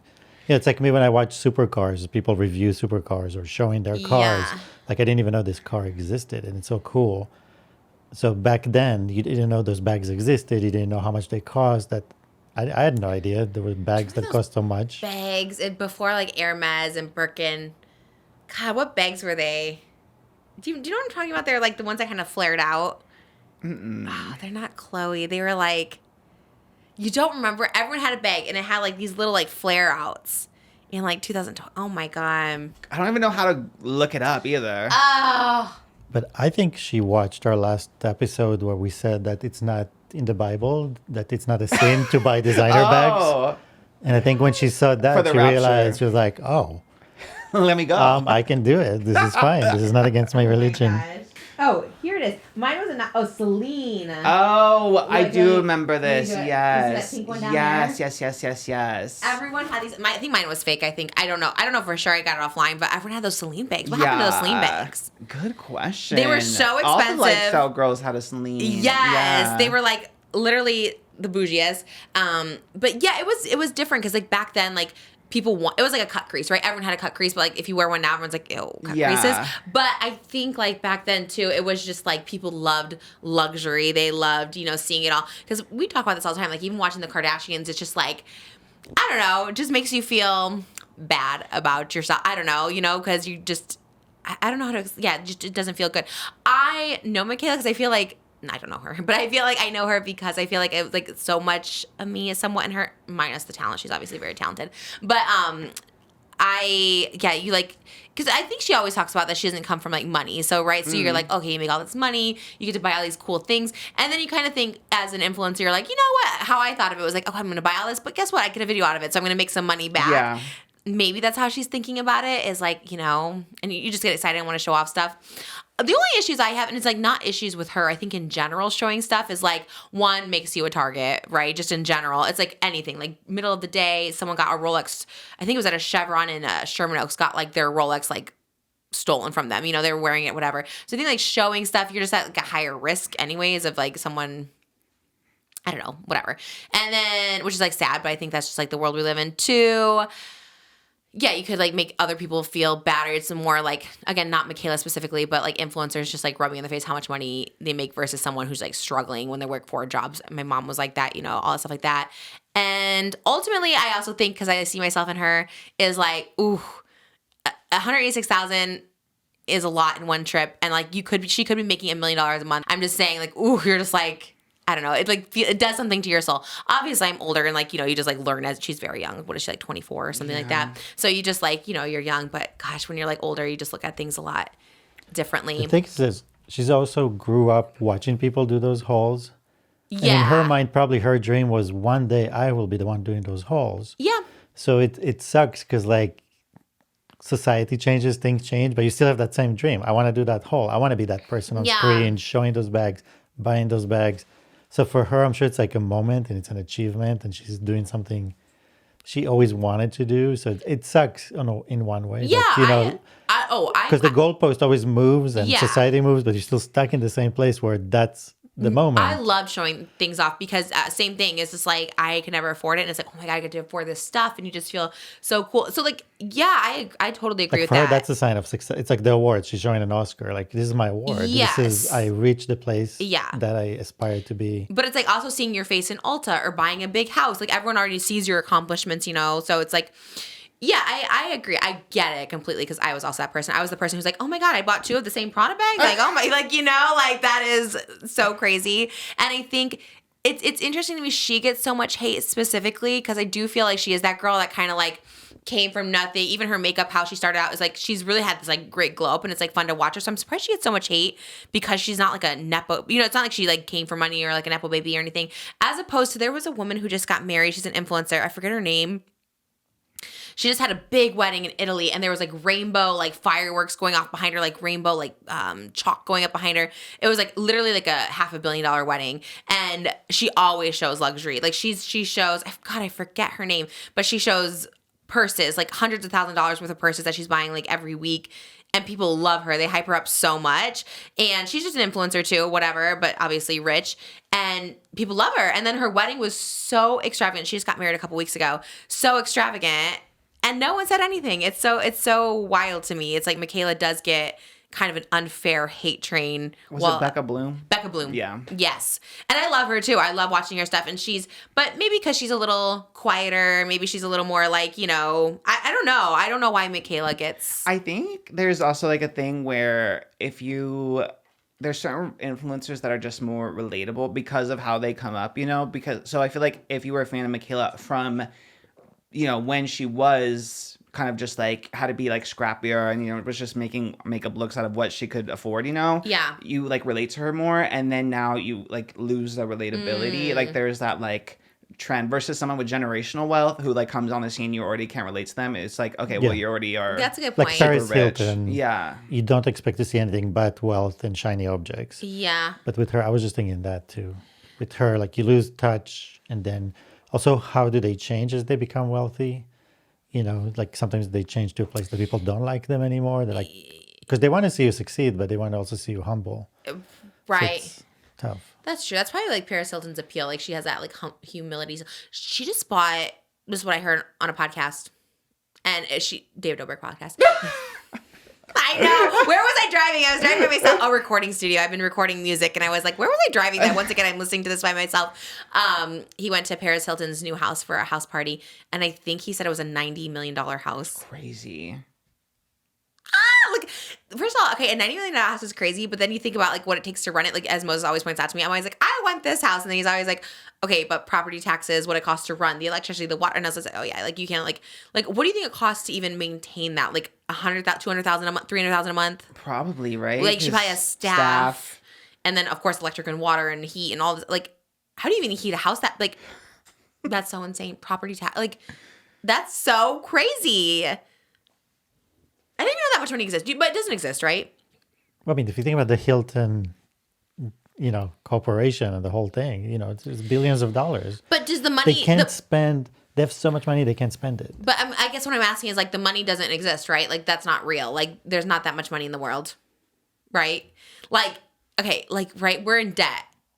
$3 trillion. So, okay, 30 trillion, 300 trillion, what are we? I don't know. We're in debt. So there's just not enough money. Like, right, it's not real money in the banks. Like, you can't withdraw. In theory, right. That's, the amount of real physical money that exists is only a small percent of what is out there. So that's what's so crazy to me when you think about that. It's just like... But it's a house of cards. Yeah, I mean, it's an illusion. How come people just like... Not that I don't know how to do this, I'm not smart, but like, how come like a hacker or something just can't put $90 million in their bank account? They do, and they get caught. But yeah, that's pretty smart. Honestly, they should let them keep it if they're that smart to do that. I mean, that's what banks do every day. At the end of the day, if it's all an illusion, who cares? Right, but you need that illusion in your on your app. You need to have it. Isn't that such a crazy thing? Wow. Honestly, like we always talk about, I never want to get like, you don't want to get too famous. I don't know if you ever want to get too rich either. I know people who like work with rich people, like really rich people, and it's like they have to be with security all the time and stuff because like, I don't know if you want to be that You rich. lose a certain amount of freedom in life. Like you don't have the same freedom of movement, and you lose a lot and you gain some. Yeah, because I remember when I did those hauls, when I would do really expensive hauls. I think when I was in the Studio City house. I think it's when I kind of knew you, right? I was buying like Rolexes and Birkins and just literally spending everything. But yeah, I had some issues with people coming to my house, and I remember I had to hire like a 24-hour security guard because I was just like, oh my God, you can't leave your house. You know what I mean? It's like so that alone too, and just jewelry and everything. I don't know. Right. When you have a lot, you have to start protecting it and have your own little army that protects you and what you gain. All I have is a rainbow Birkin. That is not worth anything. Maybe now it is. More fun than everything now. Yeah. But it's kind of beaten up and it has like my thing. It's like carved in there. So if anyone ever takes it, I know. Say, you can't. No one could ever like resell it like secretly because the second it's listed somewhere, someone would. No, I know. Yeah. I carved my initials into the leather now because I really don't want anyone. I'm like just in case, you can't get rid of that. So that's my only valuable object these days. My valuable. What's your most valuable possession? I guess you don't have to say. I just said for safety reasons you don't have to say. I don't know if I have anything that expensive either. Your little boo-boos. I guess that's it. It's probably worth $186,000 in your collection. You think you spent that much over time? No. No? On the boo-boos? Yeah. 108. Over time, over years, a year. On the It's only been a year. Yeah. I don't know. I feel like you're always buying them. No? Okay. No, there's literally no. I don't even know if I've spent 1,000 on the boo-boo. Oh, okay. So that's fine. Yeah. You always act like you have a problem. Well, I mean, for me, yeah, because it's like $30 and it's like, damn, you can, spend that somewhere else. It's probably that he wants the set. But then it's over. Somebody that can't stop spending is the problem. Yeah, there you go. Like, have you ever bought a Louis Vuitton anything? No. Never. No. No jewelry, no wallet. I mean, I bought my mom once because she used to she had like a Louis Vuitton when we grew up, and then she bought like the knockoffs ever since. But then a couple years ago, my brothers and I got her like a Louis Vuitton wallet, so we joined forces. That's nice. But other than that, because I don't like designer stuff really. I have I was influenced by Shane in the Gucci era, and I did get a Gucci, the little Gucci backpack, and I think that was like $600. Oh, he did love Gucci, you're right. Yeah. Which one was it? The canvas one? The canvas, with the black trim. one. Mm-hmm. Yeah. And I got that on one of those resale sites or whatever, and it was $600. I guess that's the only designer thing. Wow. I have a Gucci wallet. There you go. That was like $200. Gucci was kind of everything. I had a lot of Gucci too, and I sold all because I'm like, this is kind of ugly, right? Like low key. Because they had this. Okay. It was the year of the snake, and I loved snakes. Oh yeah. Oh, yeah. The snake wallet. The snake wallet. Oh, yeah. that is cool. No, I did love that. Yeah, there's certain ones too. Well, I want to say Gucci came out with like a pig collection. They did for the year of the pig. I think that was the year after. Yeah. I thought it because it was around the Shane era of pig where he was into pigs. So you thought it was so like I Shane literally influence, thought yeah. I was like, wow, they really. Oh, We year should of the look to see if they pig. have snakes now. It's the year of the snake. Oh yeah. Oh, yeah. Let's buy Gucci. Go on in. Do a haul. That's actually cool. I think I've seen your wallet. Yeah, it's really cool. It's like a red and blue snake. Yeah. I did love that one. Yeah, That I one's got cool. that. But and I've had that since I got it, so it's held I guess 6 years now, which is But you're not year of the snake. You just love it. I just you like just like snakes, snakes. the symbolism. Yeah. Oh, that's So yeah, I've had it for 6 years in my backpack too, but I don't really use it that much because the backpack is so little that you can't really put in it. It's the Really? problem. Yeah. Oh, you can't fit it's like a- it's a small backpack. I remember see. once I got it and I like brought it to work, and then I had to carry all my none of it. Like I was carrying my laptop and my water bottle because nothing fit in the backpack. That is, even phones sometimes don't fit in Yeah. these little purses anymore. Oh, It was yeah, bad. you're so right. So I'm like, oh, what's the point of this? Okay, you know what? Yeah. Gucci's not too bad. I guess I just like I guess when there's too much logo everywhere, like when people wear like Gucci everything. It does become a lot. Yeah. Yeah, if you have it, the tracksuit. Yeah. Yeah. I mean, I guess, you know what? To each their own, honestly. I probably have some ugly shit I've worn for sure. For sure. Me being a Yeah. stylist over here. Like, I hate that. I guess it's easier to critique when you don't have. It's like those comedians. There's a comedy festival happening in the Middle East. I don't know too much about this. Do you know anything about this? I know they're getting canceled. All those Yeah. comedians, yes. I think it goes very deep. They're over in Saudi. I don't know Yeah, I don't know. the political ramifications. I I genuinely don't know. the kind political of know. I don't know if I ramifications, need to like get into detail. Like, I mean, it does sound kind of bad, Oh. but there's a bunch of comedians that are like against it. But I think it was Mark Maron. I don't know. I just heard of these like literally today. But Mark Maron was talking about how like, you know, he wouldn't do it for a bag or whatever. He's also like, but also wasn't invited. So it's like it's easier to talk about having morals when you're not invited. Basically, I guess people are just like, you know. I don't know. It seems a lot to talk about, but basically we were mad because they do a lot of bad things over in Saudi. Like, they're performing for a certain like leader over there, and it's like bad. Anyways, but like Dave Chappelle's over there, and Pete Davidson, and Whitney Cummings, and Louis C.K., Bill Burr, like just like the biggest comedians are all going to this festival, and they're saying, I think Tim Dillon said they offered him $350,000. He asked for $500,000. They offered him $350,000. I don't know what's real and what's fake when he talks. Sometimes I'm like, is he joking? Is he not? And he said he asked for $500,000. They offered him $350,000, but then they canceled him because he was talking bad about Saudi Arabia or something. So then they canceled. So I don't really know, but yeah, I guess they're all like getting canceled. I guess my whole point of this is like it's easier to talk like Gucci tracksuits when we can't afford a Gucci tracksuit over here. Yeah. And I'll be like, those are so ugly. But it's kind of, but people have said that too. What else did I read where people were like, God, it was something, I don't know what it was about, but like something with rich people like dying, doing something only rich people could do. And like, oh, thank goodness for poverty for saving me from Oh, kind this. of like that Titanic submersible. That Yes, was a bit, yeah. very that. And it is, sometimes you have to, yes, I love the gratitude for that because sometimes I think about that too. Because sometimes if you have like stupid money, I'd probably be doing some stupid shit. Not going underwater or anything, but I'd probably be doing something dumb, like flying on a rocket or something.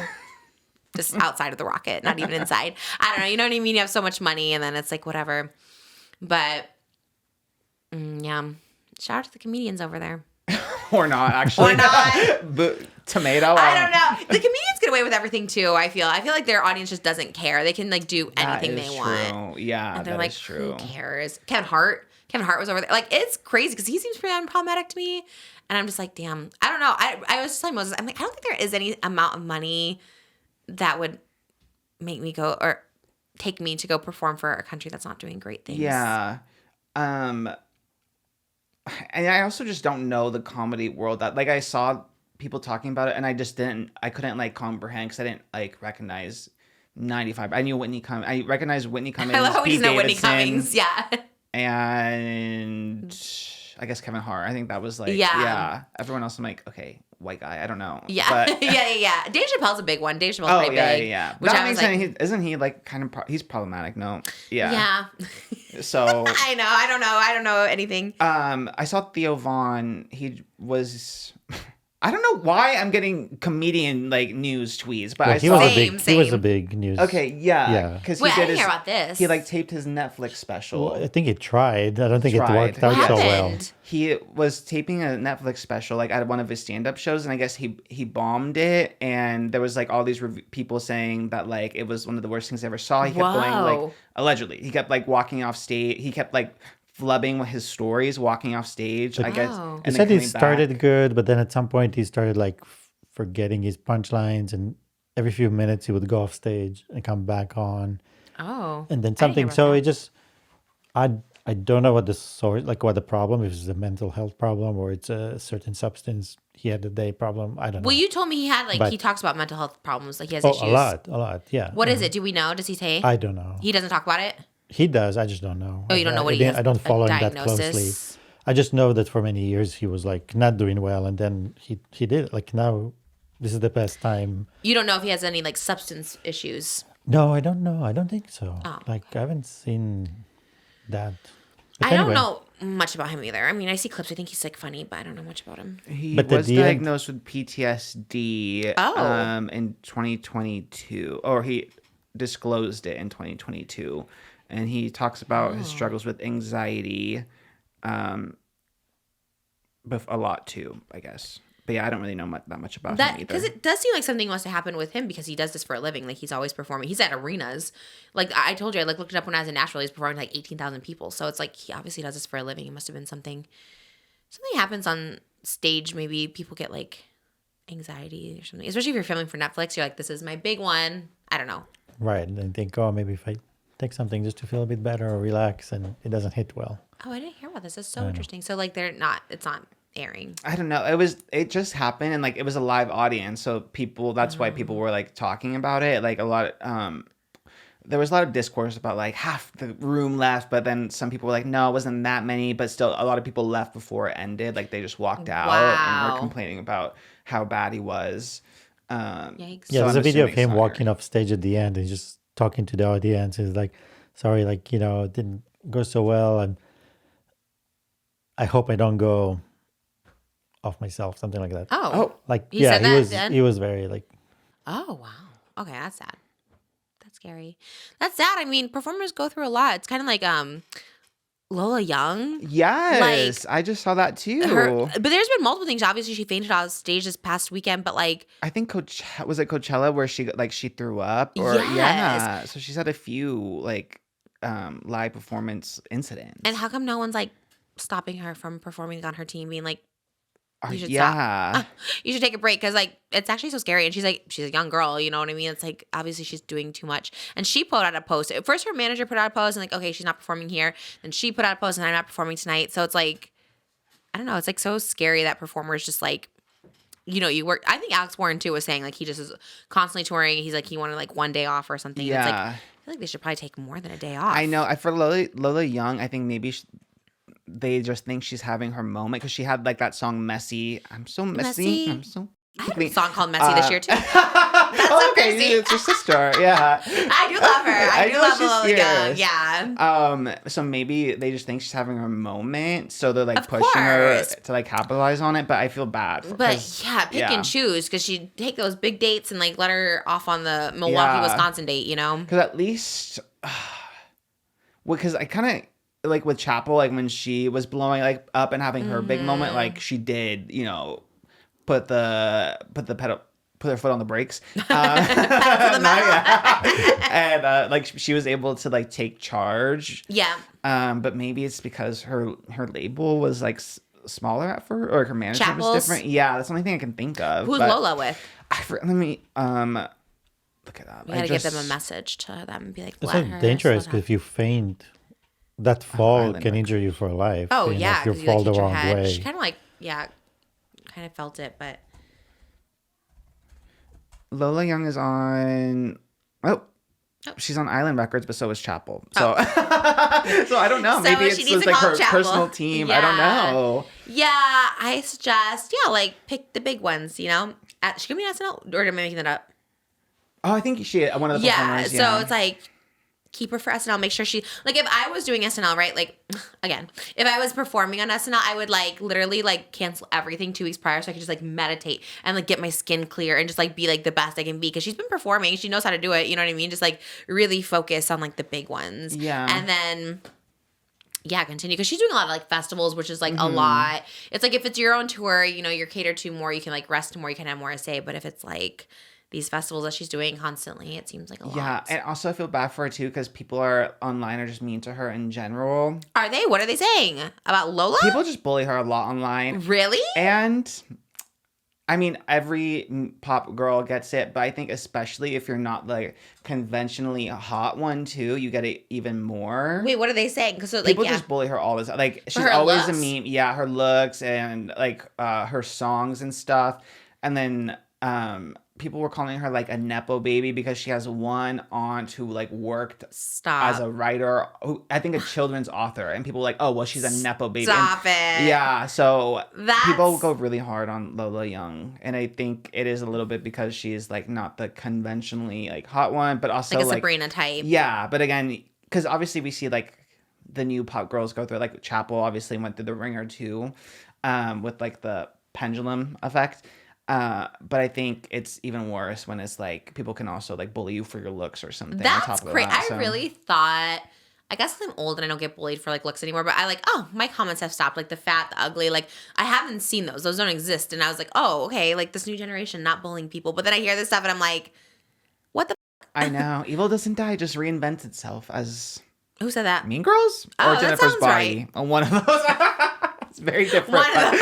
I'm gonna see Freeds in both, so there's that connection. There, okay. Interesting. Yeah. Okay, well stop bullying. Especially I feel like I guess you don't bully pretty people, but it's like especially people who are like just, you know, I think people love like Lola Young or Chapel Roan. It's like obviously they're both beautiful, but it's like they're different than just Britney Spears, who I love, or Christina. Because when I was a kid, it was Britney Spears, Christina Aguilera, Mandy Moore, Jessica Simpson. They were all these tiny blondes with their stomachs, like skinny stomachs out. And it's like I think we craved people like, I was gonna say Avril Lavigne, but she's also Pink was very the anti, even though Yeah. she still was like. she still had a crop top. I know. Yeah. But she was marketed as like the anti. Which is so funny. You're right. There was a song she had called Stupid Girls. You remember that? Yeah, maybe if I act like that. That, yeah. But she's literally like, and she was like, so like she was, I remember specifically she was like a Jessica Simpson in like a Yes. bikini, but also just like the skinny hot body. I was like, okay, well, I get the.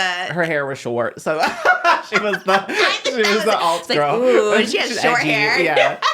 But she was still like so pretty and Yeah. yeah, it's like, it is funny how people are like the ant, or even Chapel Roan, you know, it's like because she wears like drag makeup. It's like, oh, she's different, but also just has like, we just saw like a Yeah. perfect ass and like everything. It's just like, yeah, it is crazy how this world is. Yeah, but even Sabrina, who is like by all means conventionally like attractive, like she just was like in her press tour for Man's Best Friend, she was saying how like the most hate she ever gets is from like men calling her ugly and stuff too. So Crazy, it is crazy. yeah. You just can't like escape it. So it is nuts. Yeah.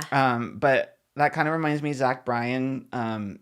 Which one is he? He is Brianna Chicken Fri's Okay. ex-boyfriend. We have so many Zach Browns and Bryans and all of them. What is that? Zach Brown Band. Zach Brown Band, Zach Bryan, Zach. Luke is that it? Brown. Luke- Zach Sang. Zach Sang, Luke Bryan. Zach Morris. Yeah. Who's Zach Moore? Whatever. Anyway. What? Who's that? What? He broke the record for largest concert audience in the U.S. At his Michigan Stadium show. For an audience of 112,408 people. The largest ticketed concert audience in U.S. history. With special guests John Mayer and support from Ryan Bingham. And the Texas Gentleman and Joshua Stone. It also set a merchandise sales record in the amount of $5 million. And there's just a world out there that I know nothing about because Yeah, what? Like, I'm trying not to be like, who would go to this, but clearly, half yeah, the world is within there. minority, yeah. Which, okay, wow. Honestly, it's impressive. It's crazy to me, but I'm It's also crazy. like, and I hate to be that girl, but it is crazy to me too that like it's just a guy in jeans and a t-shirt and guitar for an hour and a half. You know what I mean? Versus like with the Yeah. concert wars with all the pop girls, like, oh, Tate McRae, she can dance but she can't sing. Oh, Taylor, she can't dance. Who would go pay to see this? Like, who's gonna go see Beyonce? Like, Yeah. it's every pop girl's concert gets like analyzed and picked apart, and they're not doing enough or doing too little. They're or, flying from Yeah. the sky, falling every night. the outfit changes, you know, it's Yes.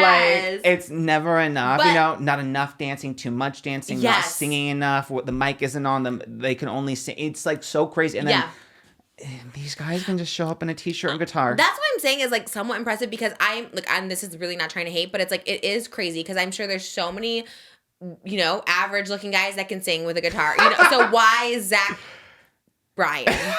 You trying to remember Yeah, his it's like name. Brian or Brian. Why is that? Like, why him? I guess because his songwriting. I guess I mean, this is me trying to understand. Yeah. He's just I an guess amazing songwriter. Yeah, I guess. Okay. That's what I heard from people. It's impressive. If you come to a Trisha Paytas show, there's no sets, there's nothing happening. It's just me and a little sequin outfit and a couple dancers. And I think that alone, I think there's some impression. Like playing Radio City Music Hall where Hugh Jackman has like 50 orchestra people behind him, and then like Nita's going up there just like, oh, woo, do, and just like singing to a track. Like it is crazy. And I think that's impressive. But it's also impressive that like, yeah, a guy, Ed Sheeran actually does a little more. I was gonna say Ed Sheeran does the same thing, but I guess he does a little more because he's a good songwriter. But he has little pedals. And stuff true. He does like his own loops. Like, yes, which is kind of impressive. But yeah, just going out there with a guitar. Like I said, it's very impressive that 100,000 people come to watch him just be on stage with a guitar. Don't like him, but or what I know of him, I don't know much about him. I guess just the BRYAN thing. I don't like his personality, but maybe people don't care. They're like we were talking about earlier, like stand-up comedians, country music stars, and it seems like hip hop, like rappers, like people don't really care about their personal behavior. Like they can literally like set the world on fire and like, we like his songs. Mm-hmm. Because it's interesting. He's not, I always look at the charts to see who's the top touring band. And like, it's always been like Chris Brown was number one this year, the whole time. I don't know if he's just always on tour, but he's like number one. So it's always surprising to never see Zach Bryan's name. Maybe he just doesn't tour as much. Yeah, maybe he just doesn't do as many dates, I wonder. Because MCR was number 2, but it might have been changing now. But I was like, it's so interesting. I never saw. Yeah, like on his website right now, he only has one other. I see. He only has one date listed. So he's performing less. Yeah. Okay, that makes sense. Yeah. Well, damn, that's impressive. I wish I was playing to 112,000 people. Oh, here's the full. Okay, it was 50 dates starting in 2024. 50? 50, yeah, from 2024, and the Michigan show was his last, so about like a year. Wow. Well, if you're a Zach Bryan fan, let us know. Maybe some people, like I said, just don't care about. They just like songs, and I just like his songs, you know. Yeah. And at least he wasn't me finding the silver lining. At least he was just a boyfriend ? And right. Not he did. I just saw that he did just pick a fight with like another country singer, and they were fighting for like a chain link fence or something. Oh. But so I guess he struggles with like mental health, substance like drinking, and is a bad boyfriend. It could be worse. It could be worse, as we've seen. Yes. You know? So yeah, that's true. Yeah, that's sad. We're like, well, it could be worse. Could be Morgan Wallen throwing chairs out the window, you know, like getting slurs, physical. Yeah. Oh, that too. Yeah. Country music world is wild, but yeah, you know, John Mayer is a wild one to bring out. I know. I guess he is the blueprint for a white guy with guitar selling. That's very that. Right? I'd rather go see Alex Warren, who's doing arenas. Yeah. He just announced an arena tour. Kia Forum. Wow. Isn't that crazy? Yeah. Just his trajectory. It's always going to like blow my mind. Like, were we watching? He showed up in some, what were we watching? Oh, the canceled podcast Moments or whatever. And a clip of him in his David Dobrik cosplay era, like tormenting Tana came up. Like, I guess I just don't remember it. Like, slightly remember people saying it, but he laughed like David. He wore David's outfit. The black shirt, the black camera, hat. Yeah. The tormenting, like you said. Yeah. You know, like, crazy. Like, he had all this talent, and, like, I guess you gotta, like... Get your start somewhere. Yeah. Good for him, though. He went from David Dobrik to Louis Capaldi. He's like, this is what I'm gonna be. And I just recently found out who Louis Capaldi was thanks to Tana, because Tana's like, Tana I really love Louis Capaldi. I didn't know this. She's like, I'm like, with Alex Warren, we were talking, and I was like, oh, that's crazy. And she goes, yeah, because like Louis Capaldi took like a break, and he like filled that spot. I'm like, who's Louis Capaldi? And then she told me, loves him. I love him too. Do you know anything about him? I kind of like his voice. I was like, he seems sweet. I don't know that much about him, but I know Tana. I think she had a crush on him, right? At some point. Is that? I didn't know. I think so. Yeah, if I'm remembering my lore correctly. Her people she likes is so funny. Very all over the place. Yeah, Tana's taste, Adele, but yeah. Adele's not. You remember I told you guys last week? I was like, oh, Adele's doing the halftime show. Yeah, I do remember you said that. Yeah, it's not. Yes, Bad Bunny. That's great. Yeah, I like Bad Bunny. I don't know if I read reports that was like Taylor Swift is not doing it, like confirmed not doing it. Adele confirmed not doing it. So I don't know if there was talks at some point that fell apart. or whatever. But yeah, Bad Bunny makes sense to me, I think. Like, me personally, as someone who doesn't watch the Super Bowl, would like to see a pop girl just because I love like a pop girl show. But if it's not a pop girl, I'm happy that if it's going to be a male artist, like, yeah, Bad Bunny makes sense to me. Yeah. Yeah. Very exciting. We love a halftime show. Yeah. And I was looking it up too, because obviously, like, I hear about all the records and stuff that Bad Bunny breaks. And I was like, damn, he really is one of the biggest artists in the world. Yeah. Because his album that he released this year, let me get the name. Debí tirar más fotos. Wow, good. Good pronunciation, I think. Very gringo, I think. But that sounded good. You had a little flair. It is the first album to reach 7 billion streams this year. And it came out this year. Isn't that crazy? 7 billion? 7 billion, yeah. Billion's crazy. How much money is that? $1 billion? Like, what does he make? Probably, like, not that much, you would think. But streaming is very low. Really? Yeah. Damn. But from 2020 to 2022, he was the most played artist in Spotify. And he made history as the first musician to claim the top spot for 3 consecutive years. So he's really been, yeah. He's been around. He's been at the top of the charts. And he was getting like some controversy, I guess, because he hasn't performed any US date.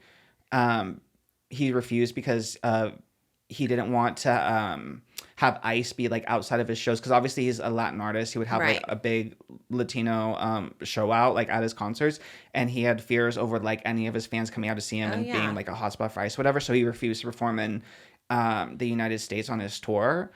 And this is like the one, he said this is the one exception he'll make. And then people were like trying to come at him for that, but like, it makes sense. What were they coming up for him for? It's like, oh, you said that you wouldn't perform in America because and you're performing at this, but it wasn't because of him. Like, I think people misinterpreted it of like he was afraid for himself, but obviously he's not afraid for himself because he's also a citizen. He's like afraid for fans, whatever, because they do go to like venues and stuff and like they wait outside. So that's people just. God, they really try to find about everything, which is so wild. Yeah, and I think having a Latin artist right now who also is like pretty political and like outspoken on like the biggest stage in America makes sense. Like, like hello. No, it's gonna be huge. Everyone's gonna like tune in. Yeah, it'll be really big. Yeah, and he's obviously he's been around for a while. I've had my Bad Bunny cup. Like I was telling you, I have a Bad Bunny Starbucks cup up there since like 2021. I was like, love. But this past year, like you were saying, he's so like, or past couple of years, he's been like so mainstream over here with like SNL,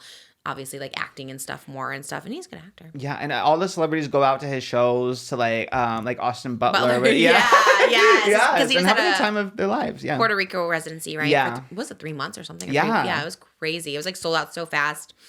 Yeah, I think it's a good choice.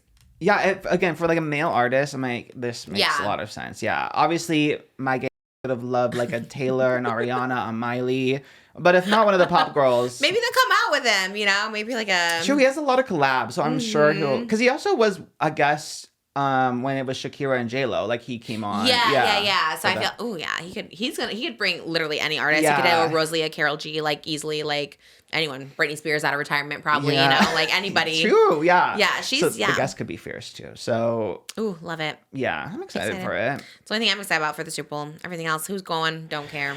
The only. I guess if the Chiefs go again, then Taylor watch. But other than that, Taylor watch is so funny. Was Travis Kelce at the wedding? No, he had a football game on Sunday. He can't call out? No. Really? Yeah, you're contractually obligated. No. Yes. There's literally That's no crazy. way. It's like you wait all year for like football season. Okay, but like you do 100 games, you can't miss one game. No. That's crazy. Literally no way. And what if he's sick? I guess you have to be really, really sick or like injured beyond physical. And then I think even if you're injured or whatever, you have to like still be there. But oh my God. Taylor went from the wedding, and then the next day she did go to the Chiefs games. Although she hasn't been photographed or like recorded at the games, which is interesting. You don't think she's going, or she's like she's there? And I think last week she went, but she like was hidden. Like they had her behind like this kind of like box situation. Oh. I didn't know if it was for her safety or she just like holding out on like a public appearance until the album rollout. Ooh, it could be either. This Friday. I'm so excited. Maybe she'll be here at the game this Friday with orange and green. She's like, here I am. Yeah. What comes out Friday? The movie. The movie and the album. Well, Thursday night, technically. Oh, I'm going to... Me plugging myself. I'm going to do a live reaction stream to the album on Thursday night. Ooh, you should have done at the beginning of the episode. I love when you plug yourself. But yeah, next episode we'll start at the beginning. But yeah, I'm really... I took I even took work off because I'm like, I do not... I used to love it at first. It was exciting, like being like covering it as like a Swiftie. It felt like, I was covert. I was like inside. Yeah. But now I'm like, I just want to enjoy it. Like I want to enjoy an album and go to the movie and not be stressed about having to like do a damn Instagram post or something. Yeah, it's an event. So, yeah, I took it off. Oh, I'm so excited for you. I'm excited. Oh my God. So what time are you streaming? When it comes out, it's probably like 8:30 PM? Yeah, Pacific Standard Time. Because it comes out at 9 p.m. We have already seen the movie then when the album comes No, out? the movie is Next day. Friday at noon. Yeah. Did you take that day off too? Yeah. Love it. Just a little vacation. I'm like, my manager asked, she's like, are you going to a secret session or something? I'm like, I was like, no, I just don't want to be bothered. Manifest it. Maybe you will be. True, Is there secret sessions? I don't think for this one, no. The last one, the last album she had like secret session for was, I think, Reputation, which I didn't get invited to. But I did get invited to see her for Lover for her album After. Oh, so, did you go?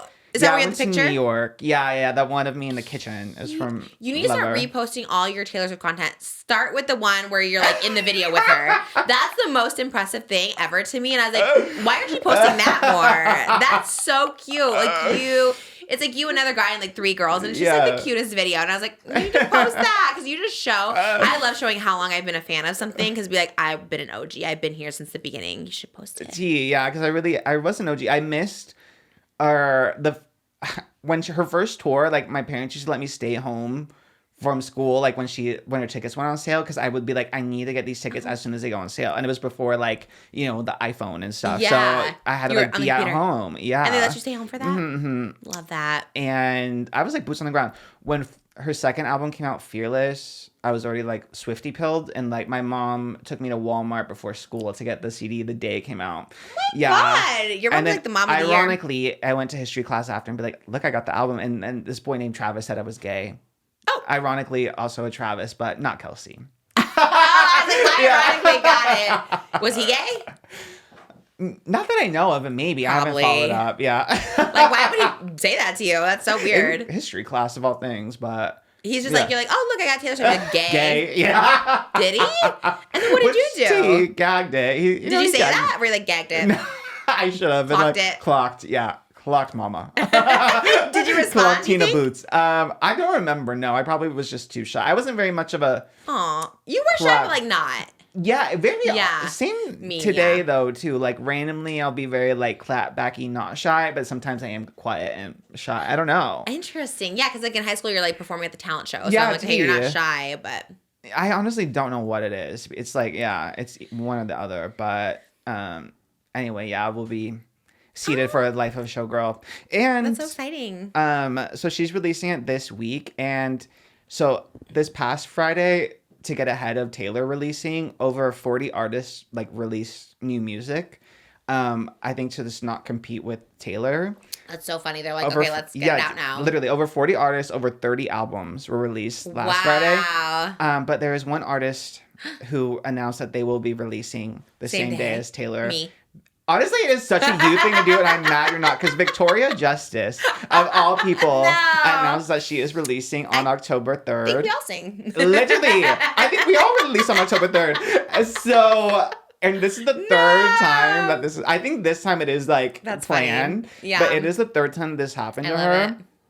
It. Infamously, it happened was it 2023 with the Tortured Poets Department. She released the same day. Oh, wow. And then now I think this was announced later on. Yeah. So, yeah, I think it is kind of like a marketing thing at this point too. We get a full album from Victoria Justice too? I think it's just a song, just the one song. One single. But it is like so camp to me that she's doing So that, funny. and I'm so mad that you're not. And she it is so smart for her to do that, because everyone has to like let me get out of the way. And But then, we're talking about it, you know what I mean? exactly, So she's maybe, smart as hell. Yeah, it's like who would compete against Taylor. Victoria Justice? Only she can. Honestly, yeah. I can listen to it. She tops. It's like number one on Billboard is Victoria Justice and That Taylor. would You never be know. wild. You never know. Yeah. Are you gonna listen on your live stream? Maybe I will. Maybe I'll, after I get through the 12 After, Taylor yeah. songs, I'll You throw know what? Victoria, Victoria Justice to Justice. stream. She seems like a sweet girl. So yeah, Yes. why not? I love that for her. Me too. I think it's fierce. I think it's so camp. That would be awful though, like you said, to have the release. It's kind of like, was it Selena got married this weekend, but so did Catherine McBrew, yes. She got married. I was just like, oh man, she probably doesn't care about like if it like got overshadowed or whatever. Yeah. Like, oh, but that would like suck to be like on the same. I mean, I thought about that with Aquaman's birth. That was like when other pregnant celebrities, I was like, oh my God, I hope like a Rihanna. Like imagine right, yeah. Rihanna gives birth the I same always day. think about that. Yeah. That's why like when we get up in the morning, like we obviously filmed the podcast before, but I was just like, oh my God, like hopefully no one else like doesn't matter now. But like it's exciting to have your announcement be To the have your announcement. moment, yeah. But obviously, like Rihanna having a baby. Obviously, yeah, Ozzy Osbourne did pass away the day we announced, but we didn't know. We didn't know, you know. We would have held our news probably if we would have known, but it was like an hour later they announced it. I was like, oh no. We had 1 hour of our own time. Yeah, and rightfully so. He should have, but you know, like when you have exciting news, you want to like getting married or something seems like a big deal. Me getting married the day Taylor Swift gets married just for the campness. That would actually be so funny. That'd be cute. You should Taylor Yeah, Swift. your anniversary will always be together. Oh, tea, yeah. I love that. That's actually so cute. That would be tea. I love the tie-ins. Donny Osmond got married on my birthday, 10 years before I was born, but it's on my birthday. Serendipitous. Yes, yeah. that's like May 8th. So when I used to go to the shows every year with my dad in Vegas for my birthday, even as like a 12-year-old, 13-year-old, and I would feel like he'd always be like, it's a special night. And I'm like, oh my God. But then he'd be like, my wife is there. We've been married 30 years. It's like, okay, well, tea, you know. We love a May 8th. Anything. Walton Goggins news? Or can we do that or no? Are we not there? Walton Goggins in the news. He, I love a Walton Goggins post and I love Walton Goggins in general. Pete Davidson, did you see his interview? Who was he? Was he on Theo Von? I think he was on Theo Von talking about this. He was talking about how he was scared, like Pedro Pascal, like how everyone was so quick to turn on him. Like everyone was like building him up and loving him. Did you see this? No. Yeah, and so then he was saying he thinks Walton Goggins is going to go through the same thing soon. In a couple months, people are going to get sick of seeing him because he's doing like all these shows. Because obviously, like it's kind of like City Sweeney, right? It's like when you're hot, you start booking everything. But then some people are like, okay, enough of this person. Pendulum, yeah. Right, but like kind of what you had said, like maybe City Sweeney shot all these ads last year or whenever, and they're just coming out now, and people are like, oh, okay, enough of it. So he had, Pete Davidson said he thought Walton Goggins was going to get through the same thing, but Walton Goggins did a response on his Instagram. I love responding to Walton Goggins on there. I love it because he's so in the weeds. He responds, he's like, so whatever. But I loved his take on it because he's like, oh, he's like, yeah, he's like, what a blessing to be even considered that I would be able to be turned on because I'm so popular. You know what I mean? And I loved his way of thinking. Beautiful, yeah. Right? He's like, kind of cool that, like, you know, he thinks I'm like so popular and all these things that people love me so much that they might like turn on me one day. And he's like, and if they do, he's like, it. He goes, I'll write it out. And I was like, I love that. I love it so much because it is sad. Like you were saying, the pendulum swinging. Like it happened obviously with Pete Davidson. People were like, we're over him. Pedro Pascal, kind of. I mean, I guess, but that's more like very different. political. Like, Walton Goggins is so different. You know, he's not like the new single hot comedian guy from the, you know what I mean? Like he's, I guess because he's just and everywhere. the roles he's playing, and people love him, and so that was everywhere. I know it was random. It was random that he called him out of all people. That's what I'm saying. It is very different. Like a Pedro Pascal who's like in movies and I mean, I think Walton Goggins is bigger and better than Pedro Pascal, but I mean, you know, some people might disagree. But I thought it was interesting. He called him out. Did you see Pete Davidson on Theo Von? Mm-mm. He was talking about. I just saw the clip about using drugs and why he had to go sober or something. Oh, I didn't see. Is he sober? I think that's what he said. Oh, I didn't know. I saw him talking about like his dad, 9/11. I didn't know that. His dad died in 9/11. Yeah. He was a firefighter. Jeff Wittick told you about it, but I could understand why you Oh, God. I blocked that forget out. everything. Yeah. Just like Danny McBride, like all these things. I'm like, did he talk about that? God, I really do block out all the Jeff interviews. Why I just don't remember much these days. Oh, my God. Did he say that? Yeah. Or his mom. He said his mom was in 9/11. And then he was saying, he was connecting it to Pete Davidson. Yeah. But his mom survived. Yeah, I think so. I didn't know. Well, okay. Maybe I did hear that somewhere, but then I heard it again. I was like, oh, boy, damn, that's sad. Yeah. You know? And yeah, but Pete too, I think he talked about, because not in the Theo Von, but I think I read another interview where he talked about like before becoming a dad, because his partner is pregnant, like wanting to get his like all his psychological stuff like in check before before the baby comes. So when did he talk about that? On this interview or something else? Something else. Yeah, he had a movie come out a month or two ago. it was like right after he announced him and his, God, I'm forgetting her name. Is her name Cassie? But right after he announced she was pregnant. Oh. Or maybe it's Elsie. Elsie Hewitt, yeah, his girlfriend. I wonder if she's related to Hewlett Packard. The printer? Ink? Oh. Is that the name? That is such a HP. Yeah. That is such a random thing for you to know as someone who doesn't even know how to use a printer. I think my dad used to use Hewlett Packard ink. Yeah. Okay, that She used to be a programmer. Yeah. OT, yeah. Well, my dad actually did have a computer business, which is why I know. What was the other thing? Did you tell me? Someone told me, or you told me when I was trying to tell you what he made, the circuit boards. Is that what they're called? Yeah. Is that what you called them? Is that what it is? You told me. I guess, yeah. He used to make those little electronic boards, and they would have like yellow and white and Oh, yeah. circuit board. How do you know what a circuit board is? Because I had to build. Well, I didn't build a PC myself, but I had to order the parts to get the PC built. Oh, it's in a so PC. I learned a lot about pieces, I guess. My dad used to make circuit boards for That's PCs. yours. Okay. And then Microsoft bought his company. A USB drive requires power from a computer to work. True or false? No idea. You don't know? What is what is it? A USB? No idea what that is. Yeah. So I feel like you didn't learn anything about like computers through him. I or did no? a little, I think, osmosis. That's why I think I call myself a computer programmer, because I think I could get away with enough. A little bit. I mean, I don't know. I just know he used to make those little. That is circuit crazy boards. because you couldn't even find like an email. I can't. I remember trying to like help you with your mom was asking for an email. Oh, and that's like, right. yeah. No, I know my mom will be like, "Oh, can you help me with it?" I'm like, actually, no. No, computer stuff. No, technology in general, I'm really not good at. But also by choice, because I just am like, have no interest in. Like printers, I never owned a printer, could never print things out until I met Moses, and I have him print things out for me. And even to this day, that damn printer, I'll always be like, he'll be gone, and I'll be like, I need to print this out, and I don't know how to do it. And like, I know how to do it, but like, sometimes that printer just doesn't work. Remember that day? The printer just like was not working, and I was like, what the She hell is wrong sends with me a it? picture of the printer. It's not And she working. just opened some tray and she's like, there's no paper. And the printer didn't say even that there's no paper. There was paper. What was I'm wrong? I'm like, that's not where you put the paper. It was like, And there was paper in the printer, but what was wrong with yeah. it? Well, I couldn't even explain what was wrong because It just there was wasn't nothing even. It just wrong. nothing was print. That's the thing. I know how to print now from my phone. I can say print, but it's like, but it wasn't working. And I was like, well, what the hell is wrong with this printer? It was. I hate printers. They're so annoying. And every time we do, they are annoying. I mean, they're by design annoying.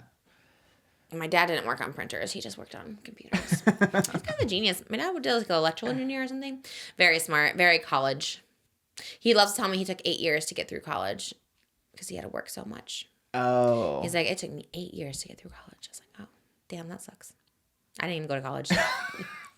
8 years is crazy, and he had to pay his way through. You know, do your parents ever tell you stories like that? Like, we had to hike 6 miles in snow to get to school, or I had to go 8 years and paid my way through college. A little bit.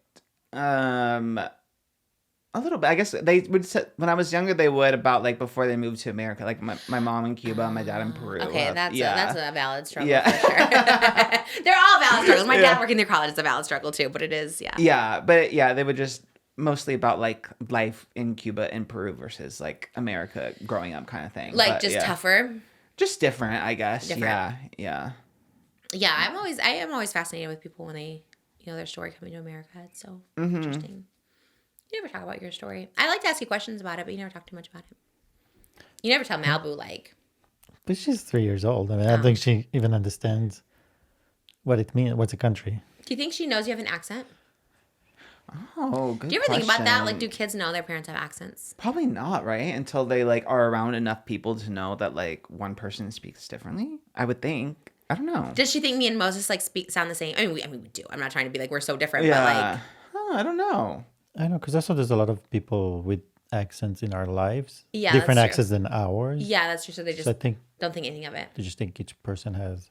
I mean, yeah, I never think of your Like, accent. I don't know if she knows yet what a language That's is true, or a right. different language. T. Yeah, she knows like 3 languages. So honestly, she's probably just like, I just know everything in this Yeah. world. So 4 if you count American Sign Language. Because I Just, like, still knows think that. when we fly with her, like, what's her perception of it? Like, if she understands where we are, where we went to, or Does she know we're flying? Like, does she know we're in the air? kind of. I think that. You part think? I don't know if she maybe- does. To me, she's like, oh, I just get on the seat and we're going. You know, we're going in like a Yeah. car or something. So interesting. But like they do pick up languages. Like she can like, obviously not fluently, but she can say words in like 3 different languages, and like I said, sign language 4. She can, like, it's so crazy how she just picks up languages. Yeah. It's so amazing. It's so smart. But she doesn't have an accent like you. Like, you know, some people have like a British accent if their parent is like British and they have like a British accent. Some people do say that she has some little transatlantic I accent. don't know. She has a Moira. She does sometimes. That's what I mean, says. she was born with a British accent, but now it's kind of like She does calmed say down a mama. bit. She used to be mama. Now she says mommy. But it's because she hears those kids, like the kids, she just emulates them. What she watches. Yeah, she loves those kids. We watch kids that only have aunts and uncles. They always like, hey uncle, hey aunt, but there's no mom and dad in it. It's so interesting. Well, I don't know if it's like real. Oh. I think it's like, I think they're little kids from different walks of life. Oh. But for some reason, they're like, uncle and aunts Yeah, take care of that's really them. interesting. Yeah, they're like, hey uncle, what can we do? And I'm like, why don't they have, I mean, I guess it's, I think it just helps them with the storyline because there's so many people. There's one main girl, but there's so many other people that are just casted to this thing. they're so up to date. They have K-pop Demon Hunter wigs. They have the purple wig, the pink wig. And I was just like, gosh, they must make these videos quick. And they're like, get like 100 million views. Wow. Yeah, it's like a kid's channel. It's like such a weird thing. And they shoot in a house where like houses are right next door to each other. Like it's very interesting. But they update it so fast. And I swear whatever Malibu's doing, the kids are doing too. It's like so bizarre. I was like, how are they doing this too? That's why she's in Spider-Man. Everyone's like, why is she wearing Spider-Man so much? And it's like there's these kids that play Spider-Man. I was wondering that too. I was like, okay, work. But she doesn't like I try to put on like a Spider-Man cartoon and she's like scared of that. So she just Oh. likes kids dressing up as Spider-Man and she will do the like Yeah, the so webs. the spider webs. That's It's like, so let's play cute. superheroes, and we Yeah. play superheroes and stuff. And we got her a web shooter that shoots out like silly Silly string. string. Oh, cute. It gets everywhere. Oh my god, it like shoots way up high. Piece fell on Aquaman the other day. We're like, oh my god, let's shoot it away. Because also my sister got her a bow and arrow like kids set for Love. crazy. Love that. oh, She's she's like, ready for Hunger Games. it's giving I that. love that. Luckily, it's not too forceful. I'm like, this sounds dangerous, but No, it's just a little suction cup, you know. it's still. It's like, oh my god, she has all these weapons in the house, I guess. But Ready she's for ready. the next Hunger Games. I guess so. How did we get there? What were we talking about? We did watch Accents. the Demon Hunters. Mm-hmm. We did Well, watch this the is when movie. we talked about this on Hot Topics last time too. I'm like, I don't know if it's a hot topic anymore. We've talked about it multiple times. I mean, we can. I'm saying we watched it. It was good. It's really good. Yeah. It's pretty good. I like it. I know what? I don't love it. I think I loved it when I watched the beginning and then the whole. Well, okay, I will say I fell asleep. Oh. You know what I mean? Like I think I like the beginning. Like I Oh. love the beginning. I love the girls. Like I love their fierceness. I don't know if I can get into the whole movie because I'm always confused too. Like there's good demons, and like they're demons, right? The girls. They're demon One of them. hunters. But One are of them they is demon- half demon. Mm-hmm. the Oh, main that's what's girl. confusing because Yeah. she had like the vein or whatever. Yeah. She was hiding. Her. So there's some good demons then. Well, she was half. She was trying to suppress that side of her. and Yeah. She was trying to overcome it. Wait, why? Why it not was like- embrace it? Because 'Cause that's then you're a what she demon. was supposed to hunt. So Because the demons feed off of people's souls, and I guess why are we hunting demons to begin with? because they're hunting on they're Us. preying on people's souls. So it's you After don't want they're and to. they're dead. trying to protect the. It was- No, remember? Oh, maybe you fell asleep. But the demons come and they were like sucking the souls out of people in the Oh my god. town. Yeah. Wow. What's interesting is that they are like kind of like have an accurate take of the music industry. Good point. Because there is music that's designed for that and For it's very demons. demonic to draw the energy out of people, and there's music that's the opposite. So it's really interesting because I thought there's a lot of depth in it. Okay, you loved it. Mm-hmm.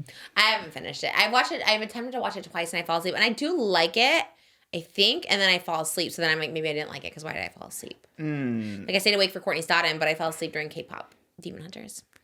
I was gonna say you don't like demonic things usually, so that's where my head went. I was But- like, Yeah, oh, maybe you're kind your of protecting brain- yourself by. To me, this wasn't shutting like it off. scary demons. This No. was like, That's why they Hercules do and a good Hades. job, but they didn't make it scary. But they Yeah. did get the message across What was the message? that they are soul sucking So those boys were soul entities sucking or in what? the world. They The were the Saja boys? demons, yeah. They were? Yeah. They kill him? Spoiler alert. I think yeah. Well, one of them, the one that she was like falling for. Oh yeah, she. Yeah, like he ended up helping her shut down the whole thing was like because he sold out his family for himself or whatever. I mean, butchering the whole story, but he sold out his family, so he was like not forgiving himself for what he did.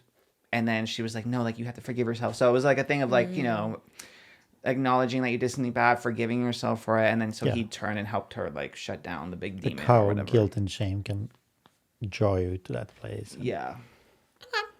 I'm here for it. Why were they eating popcorn every time he would show his abs? Like, remember their eyes turned into popcorn? Oh. She just, that was the way to show affection. Like she was attracted to him, and But why popcorn? was the abs, like the corn looked like the abs, and then they were just like yeah. popping the. Like, it was so hot that the kernels were popping. Yeah. I love that. I know we thought about it, K-pop Demon Hunters. I'm like, what if I just put some popcorn on my eyes? I kind of like that girl. I was like, I put a corn on my belly. So it's like, yeah. my abs. I love it. I like where we're at. Maybe I need to try and watch it when I'm more awake. Gosh, I always do fall Yeah, but asleep. that's really is the story. So you don't have to. Okay. So no watching it anymore. I'm sure there'll be a sequel or something. Yeah, for sure. That I think they already had confirmed. Their song does come up all the time when we play music. Yeah. On like the different The Soda apps. Pop one? Yeah, like we play all kind of songs for the kids. Golden. Yeah, Golden comes up all the Oh time. yes, that one's even better. I think actually, we could be the three girls. I get weirdly. It's so weird. Whenever we do the podcast, I get so hungry. But like during the week, I'm good with just like a grapefruit Well, and eggs. But I'm like I starving. coined a new term, food claustrophobia. Oh. Is that how you describe yourself? That's how Moses You is describing identify me. No, this Claustrophobia. situation when you are in No a room access. for Yes, 4 that's what- yeah. hours and you know that there's nothing in access and you can't leave and you can't go and there's no. So it's this You're trapped. claustrophobia. Yeah. So is it food trap or food Food trap sounds right. Yeah. something? Yeah, So- I think that's what it is. It's weird. I have like a weird, like I have to eat before, I have to eat during, I have to, like it's just like such a weird thing. But like during the week, I can like go like just till 2:00 and eat Yeah. once and be good, you know. But also, there's the knowing, because like when you're just watching TV or in bed, you can just walk to the kitchen Yeah. and grab a chip or a snack. So, but then you choose not to, or you choose to do it. But here you don't have that choice. You're like, Yeah. you can't just leave. Everyone is working and doing it. Yeah, that sounds about right. So it's like, Well, I did Postmate some Arby's curly fries. So. I love Arby's curly fries. Not sponsored, but I do love them, and they're only like 400 calories. Is that a lot? No, Not really, no. maybe it's less. I don't know. I probably just made that up. It's not much. I think it's 400. It's not much. Who cares though? Who cares? Because honestly, counting calories like counting protein. There you go. You need them. You need calories throughout the day. What do you need? At least 2,500. Is that wrong? I think 2,000. And 1,500 if you want to lose weight. Yeah, or it depends on your body and activity level. So I'm very active. I'm very active these days. I've been walking and Pilates. yeah, but... there you go. All right. On the way. Curly fry break. So I have a couple quick ones. But Glen Powell was on Therapist, and first of all, Glen Powell's relationship with Jake Shane is so interesting to me. They're like, I guess, are really close. People have started like shipping them together, which is so funny Okay. because they fly together. Glenn had Jake Shane stay at his house, like in his guest room, and then he like was hosting him, and like went and took like photos of Jake Shane in his jammies, like, and talked about how Oh. cute Jake's morning voice was. It was very interesting to me. I can get behind the Jake X Glenn ship. Are you I a think. little envious because you do love Glen Powell? Glen Powell? You have He's a nice guy. but I feel like you like him because I think he was on your guest list, and I was like, oh, that's so interesting. Twice. Powell. Is that his name? Glen Powell? Or who are we talking about? Glen Powell. Yes, But I think he was on your from the Booker list. I think you had Glen Powell on there. me? Yeah, I didn't.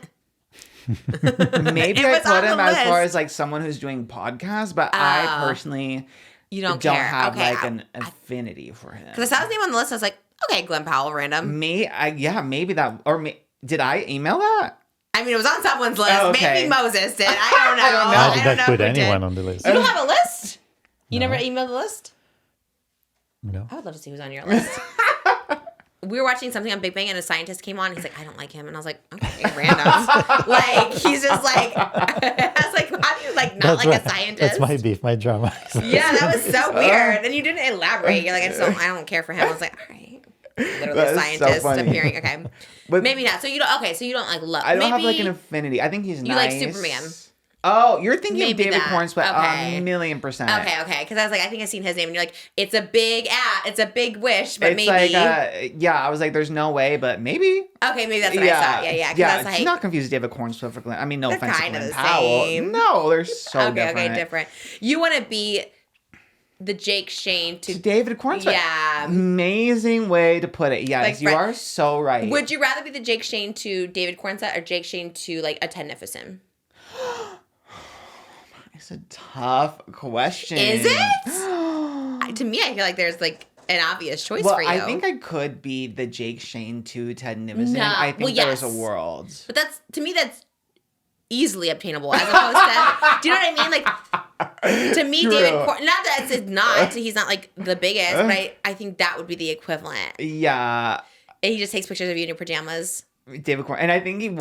I do. He seems like such a sweetie. David Would you be Cornsweet, nervous? Would you wear like Superman pajamas? No, I wouldn't. Okay, wear not too crazy. No, I wouldn't wear Superman pajamas. Because I also don't even really care about. I didn't care about Superman until David Cornsweet and James Gunn. I guess their interpretation of Superman. Then I was like, oh, I love this Superman. But that's kind of like the whole. But I've seen David I saw David Cornsweet in Pearl, and I didn't think anything. Interesting. So you like him as Superman. So that's what I'm saying. Then you can go hardcore into Superman. Yeah, I guess. And I like David Cornsweet in interviews. Like his Superman press tour, I was like, oh, he's I charmed see, me. yeah. Yeah, I think he's just like a fun, charming, straight guy, you know, similar to Ted Nicholson. Yeah. Yeah. And Glenn Powell, I guess. Glenn Powell doesn't charm me as much, but Yeah. I know he is very nice. Like, I've never heard anyone say one bad thing about Glenn Powell. And what is the relationship you think? They're just like a. I know it started in Aloe. I think they started working out together in Aloe, and then it blossomed from there with Jake Sheen and Glenn Powell. It's yeah. giving kind of Chris Olsen, Megan Trainor a little bit too. Yeah, kind of. It's like, is this real? Which we love because obviously they have great like chemistry, friendship chemistry, whatever.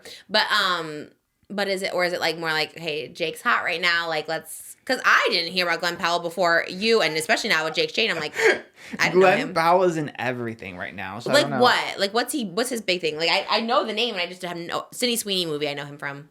I guess his biggest movie. Yeah, he was in whatever that was. Me forgetting what it's called. Down But yeah, to You that's or Sydney. something. Yeah, He was in Top Gun Maverick. That was like his biggest movie, I guess. he's That the was star of it. Him and Tom Cruise. Okay, well, Tom Cruise is probably the star of it. Then I would assume. He's in. Right now, he's promoting this show, Chad Powers, which is a Hulu show, and then his movie comes out next month, Running Man. Okay, so he's that. Okay, there you go. So he's doing a lot of press. He's doing a lot of press right now, yeah. I don't think there's anything wrong. I love when like influencer. I do love that mainstream media is recognizing that influencers. Oh, like we need to go this route. Who was it? Was it Leonardo DiCaprio was on a podcast? He was on the Travis Kelce one, the long whatever it's called. What is it called? The Longest Yard. the What is that called? What is their podcast called? I have no idea. The Travis whatever New The Heights. New Heights. Oh, love that. Yeah. Love it. I recognize that it's so big because it's Travis Kelce and Jason Kelce. Like, I understand, like, they're so big. They had Taylor Swift on.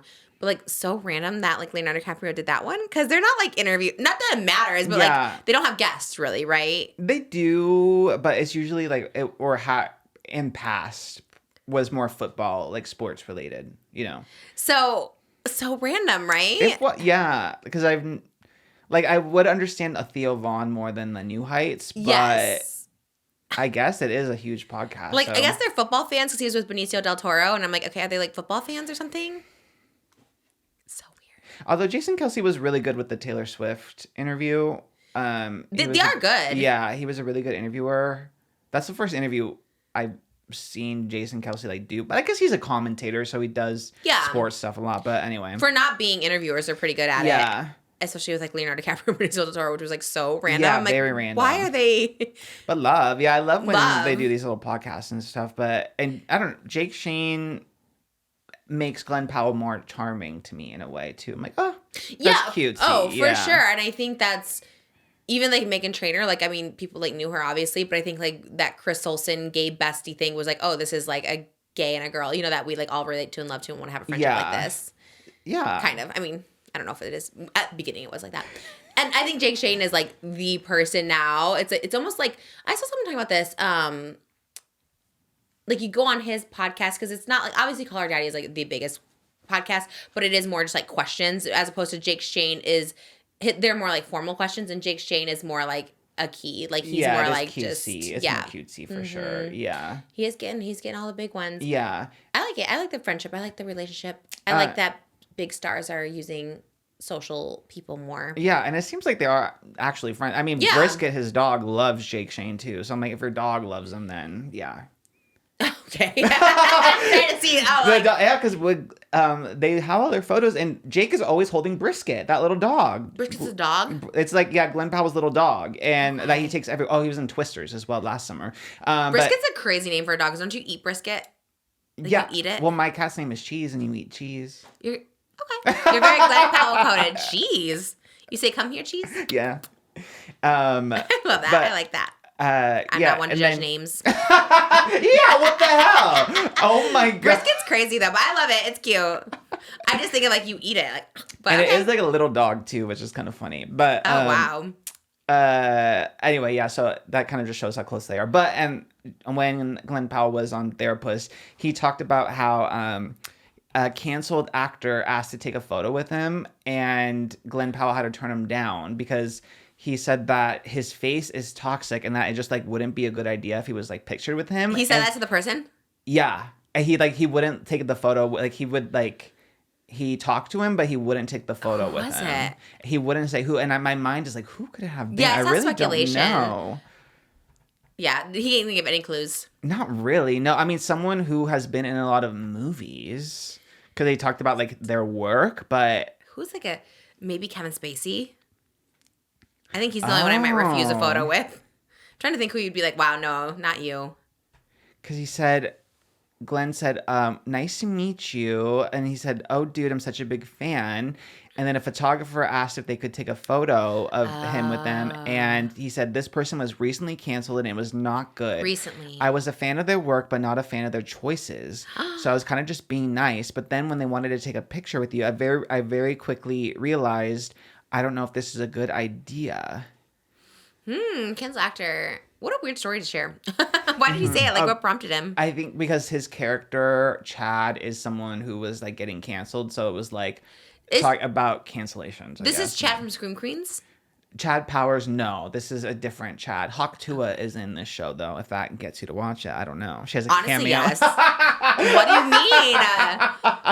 What do you mean? She has a cameo in Chad Powers, yeah. I don't know if she's playing a character or if she's playing Hawk Tuah. I guess we'll wait and see. Iconic either way, because one, if you're acting, that's great. But one, if you're playing Hawk Tuah girl, is wild.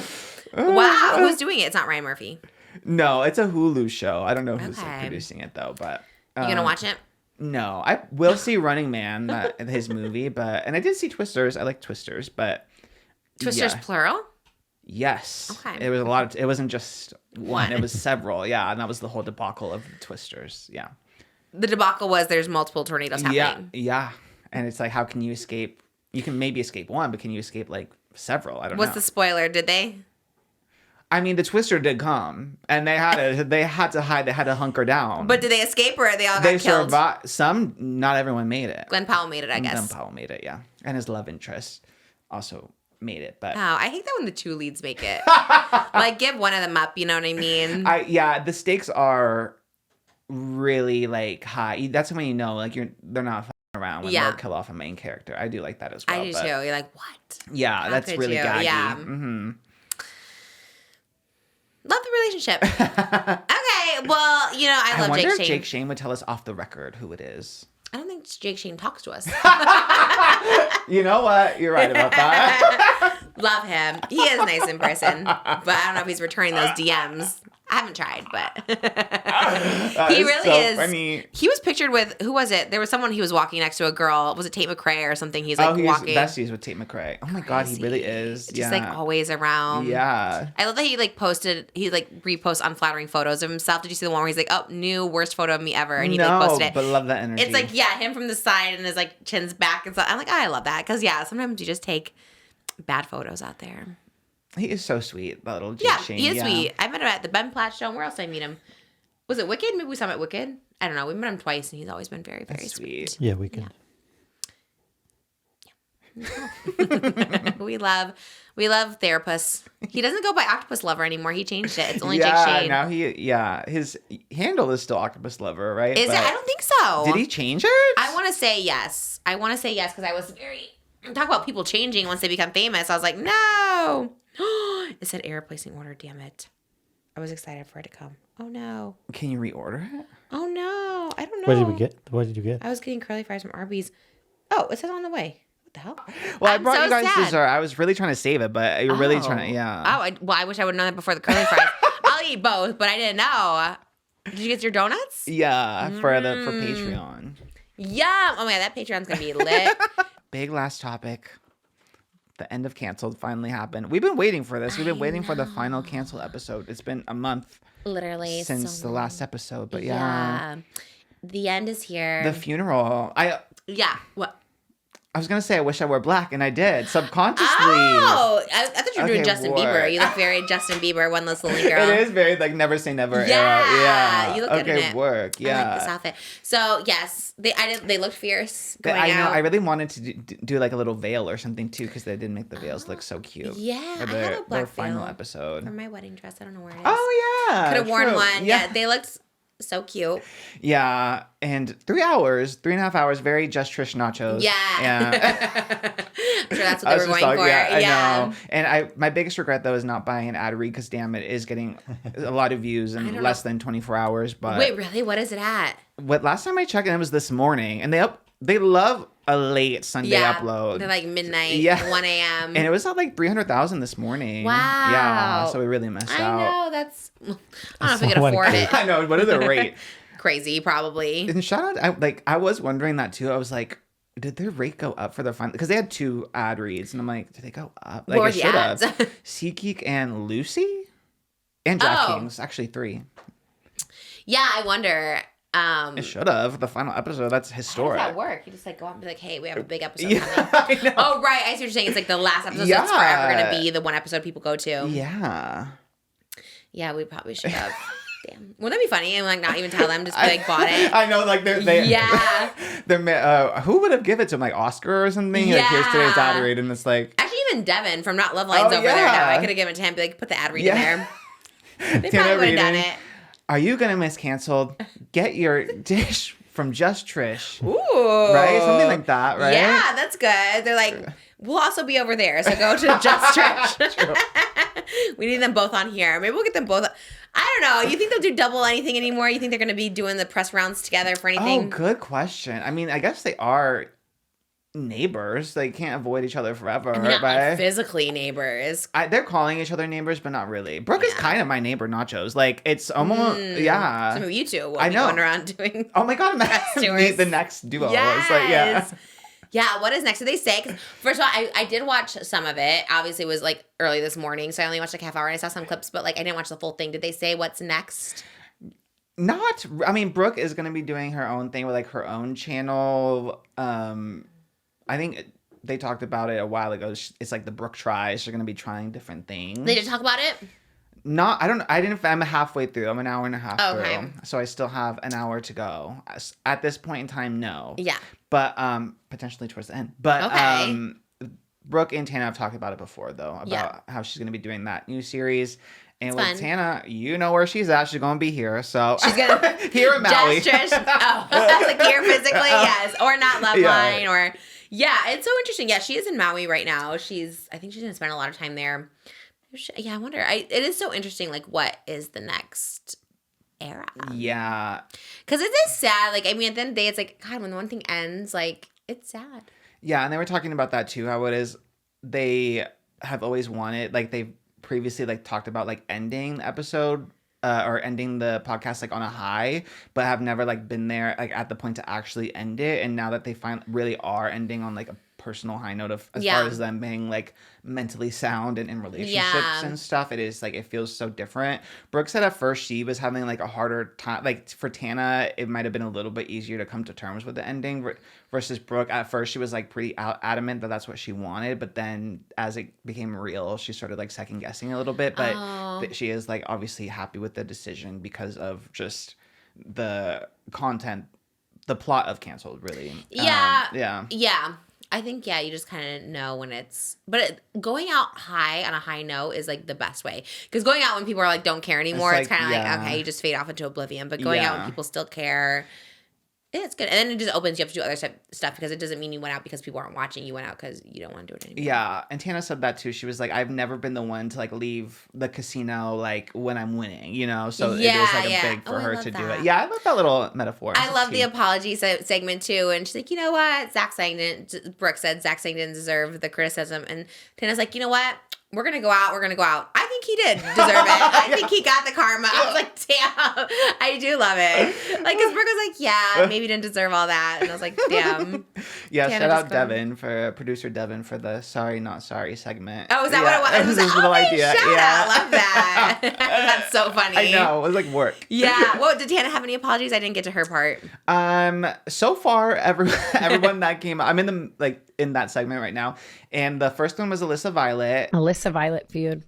I'm not sorry. I'm not sorry in the slightest. I stand on everything I said, and I think that her making that TikTok, laughing in that drive-through, and all of that, and shaming me for OF and all of those things were diabolical. Everything I said was true about her demeanor and whatnot, but it did in the end teach me a lot about the weight of the platform, and I don't condone the amount of hate she got, but she also made that TikTok. You're standing in the kitchen, and that's the heat, so it's hard. It did teach me though a lot about the weight of the platform. And on both ends, not sorry.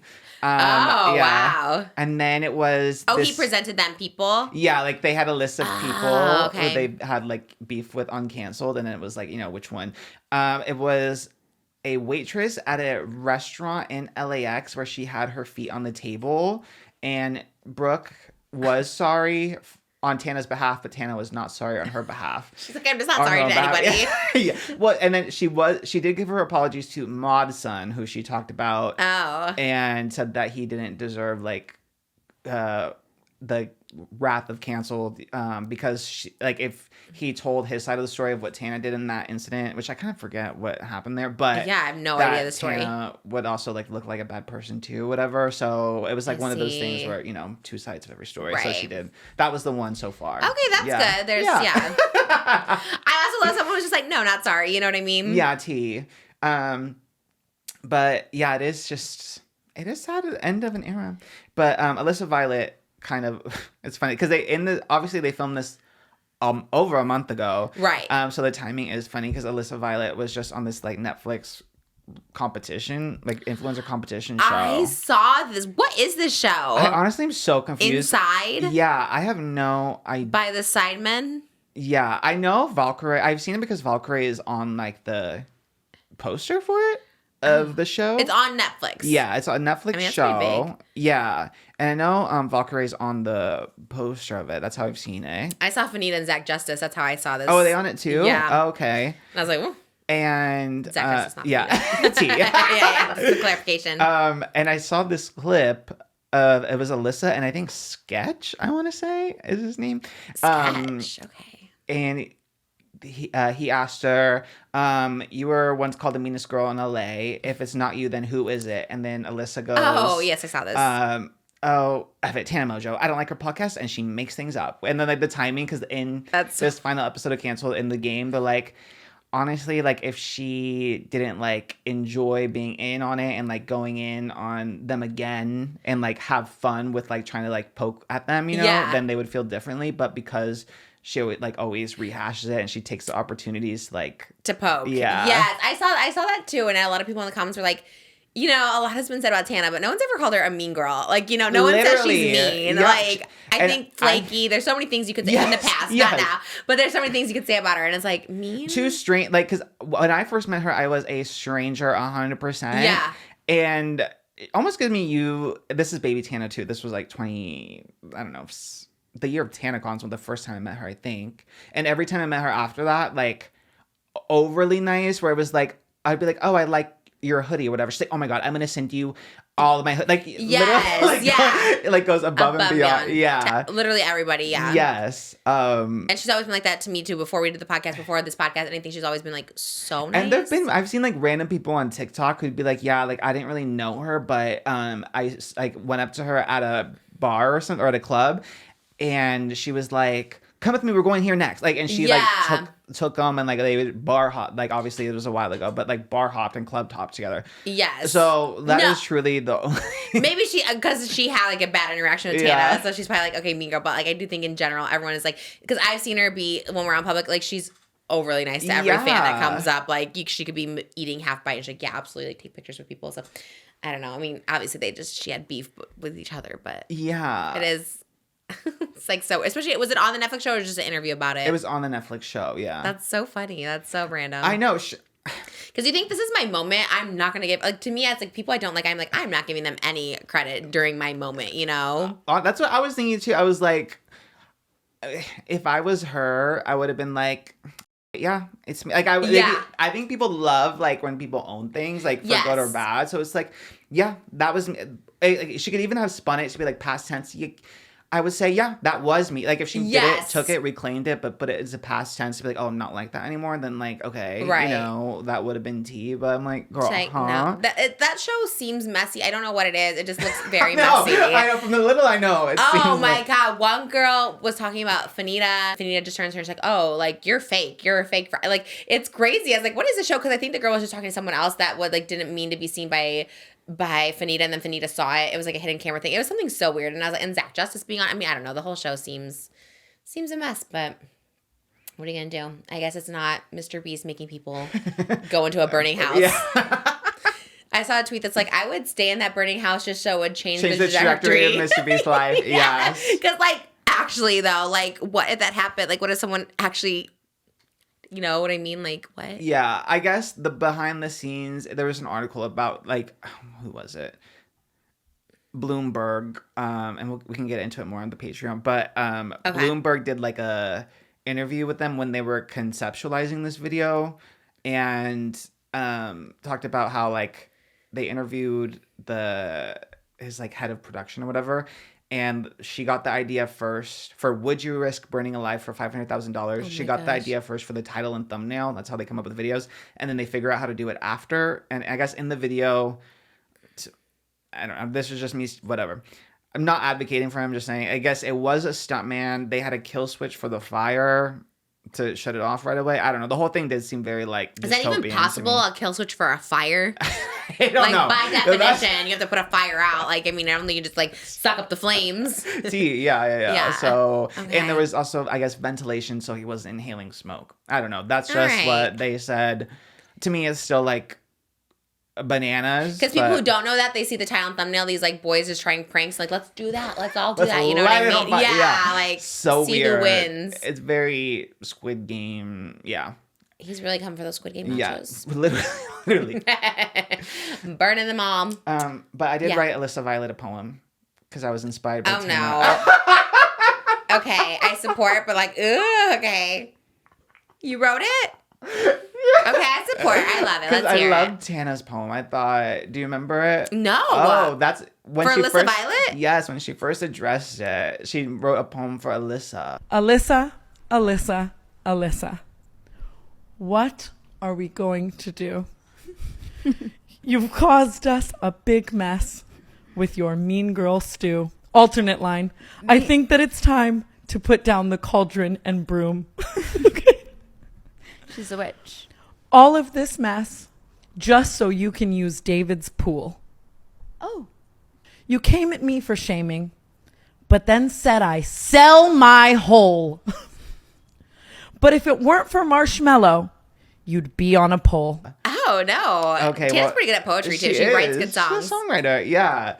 Let's hear it. This is so it won't be as funny because you don't know the poem, but maybe the it'll girls be at home okay. will appreciate it. I think maybe not. Maybe this will flop. Maybe this is my Theo Vaughn flop moment. Now I'm like second guessing them. I'm nervous. It's fine. I'm sure people love you. Go. I love you. Alissa, Alissa, Alissa. What are we going to do with ya? Your name's only in the press when you're acting a mess. It's time to grow up. Let's give it a rest. Alissa, Alissa, Alissa. I hate to have to tell this to ya. Do you even hear what you say, calling Tana the meanest in LA when your bestie nearly killed someone with a crane? Kind of rhymes. Okay. I love it. You ate. Alissa. There's just no getting through to ya. Who knew violets had thorns? Stop shaming girls for doing porn. So I don't have to be forlorn. That's my poem. Yay! Thank you. That was actually very good. Thank you. No idea what forlorn means, but I love the violet with thorns. That was good. Okay, I did think I ate with that. That I was did really feel like I that ate was with very that. like Ed Sheeran or Eminem. It was very like poetic. I loved it. You're great, honestly. Record a song. Me writing for Tana's Yeah. debut album. Yes. Her debut country album. That kind of would be fierce. Oh my God, watch out, Zach Bryan.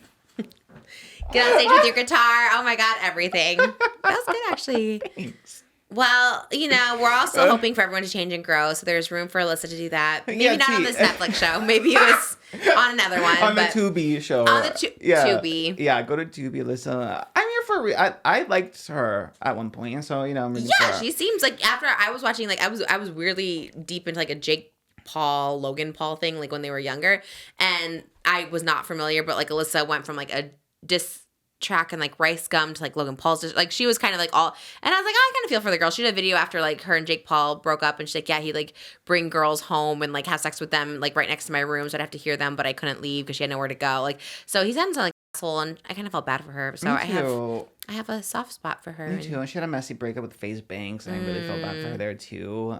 Guys can traumatize you. Yeah.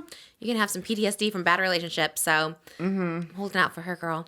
Me too. I think, right? We hold out for every girl. Everybody, yeah. Everyone can change and grow. Yeah. Yes. Come on. Period. And boys can change and grow too. People, non-binary. Everybody. Yeah, Anybody. that's true.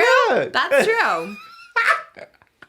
Everyone's changing and growing. Well, you guys, I'm sad our Arby's didn't come by the end of this. I thought our Arby's would be here and that we'd have a little party. But if you want to see the desserts, Oscar got us our Arby's and probably a Hot Topic or two. Going over to patreon.com/JustTrish today. We love you guys. Thanks for the laughs.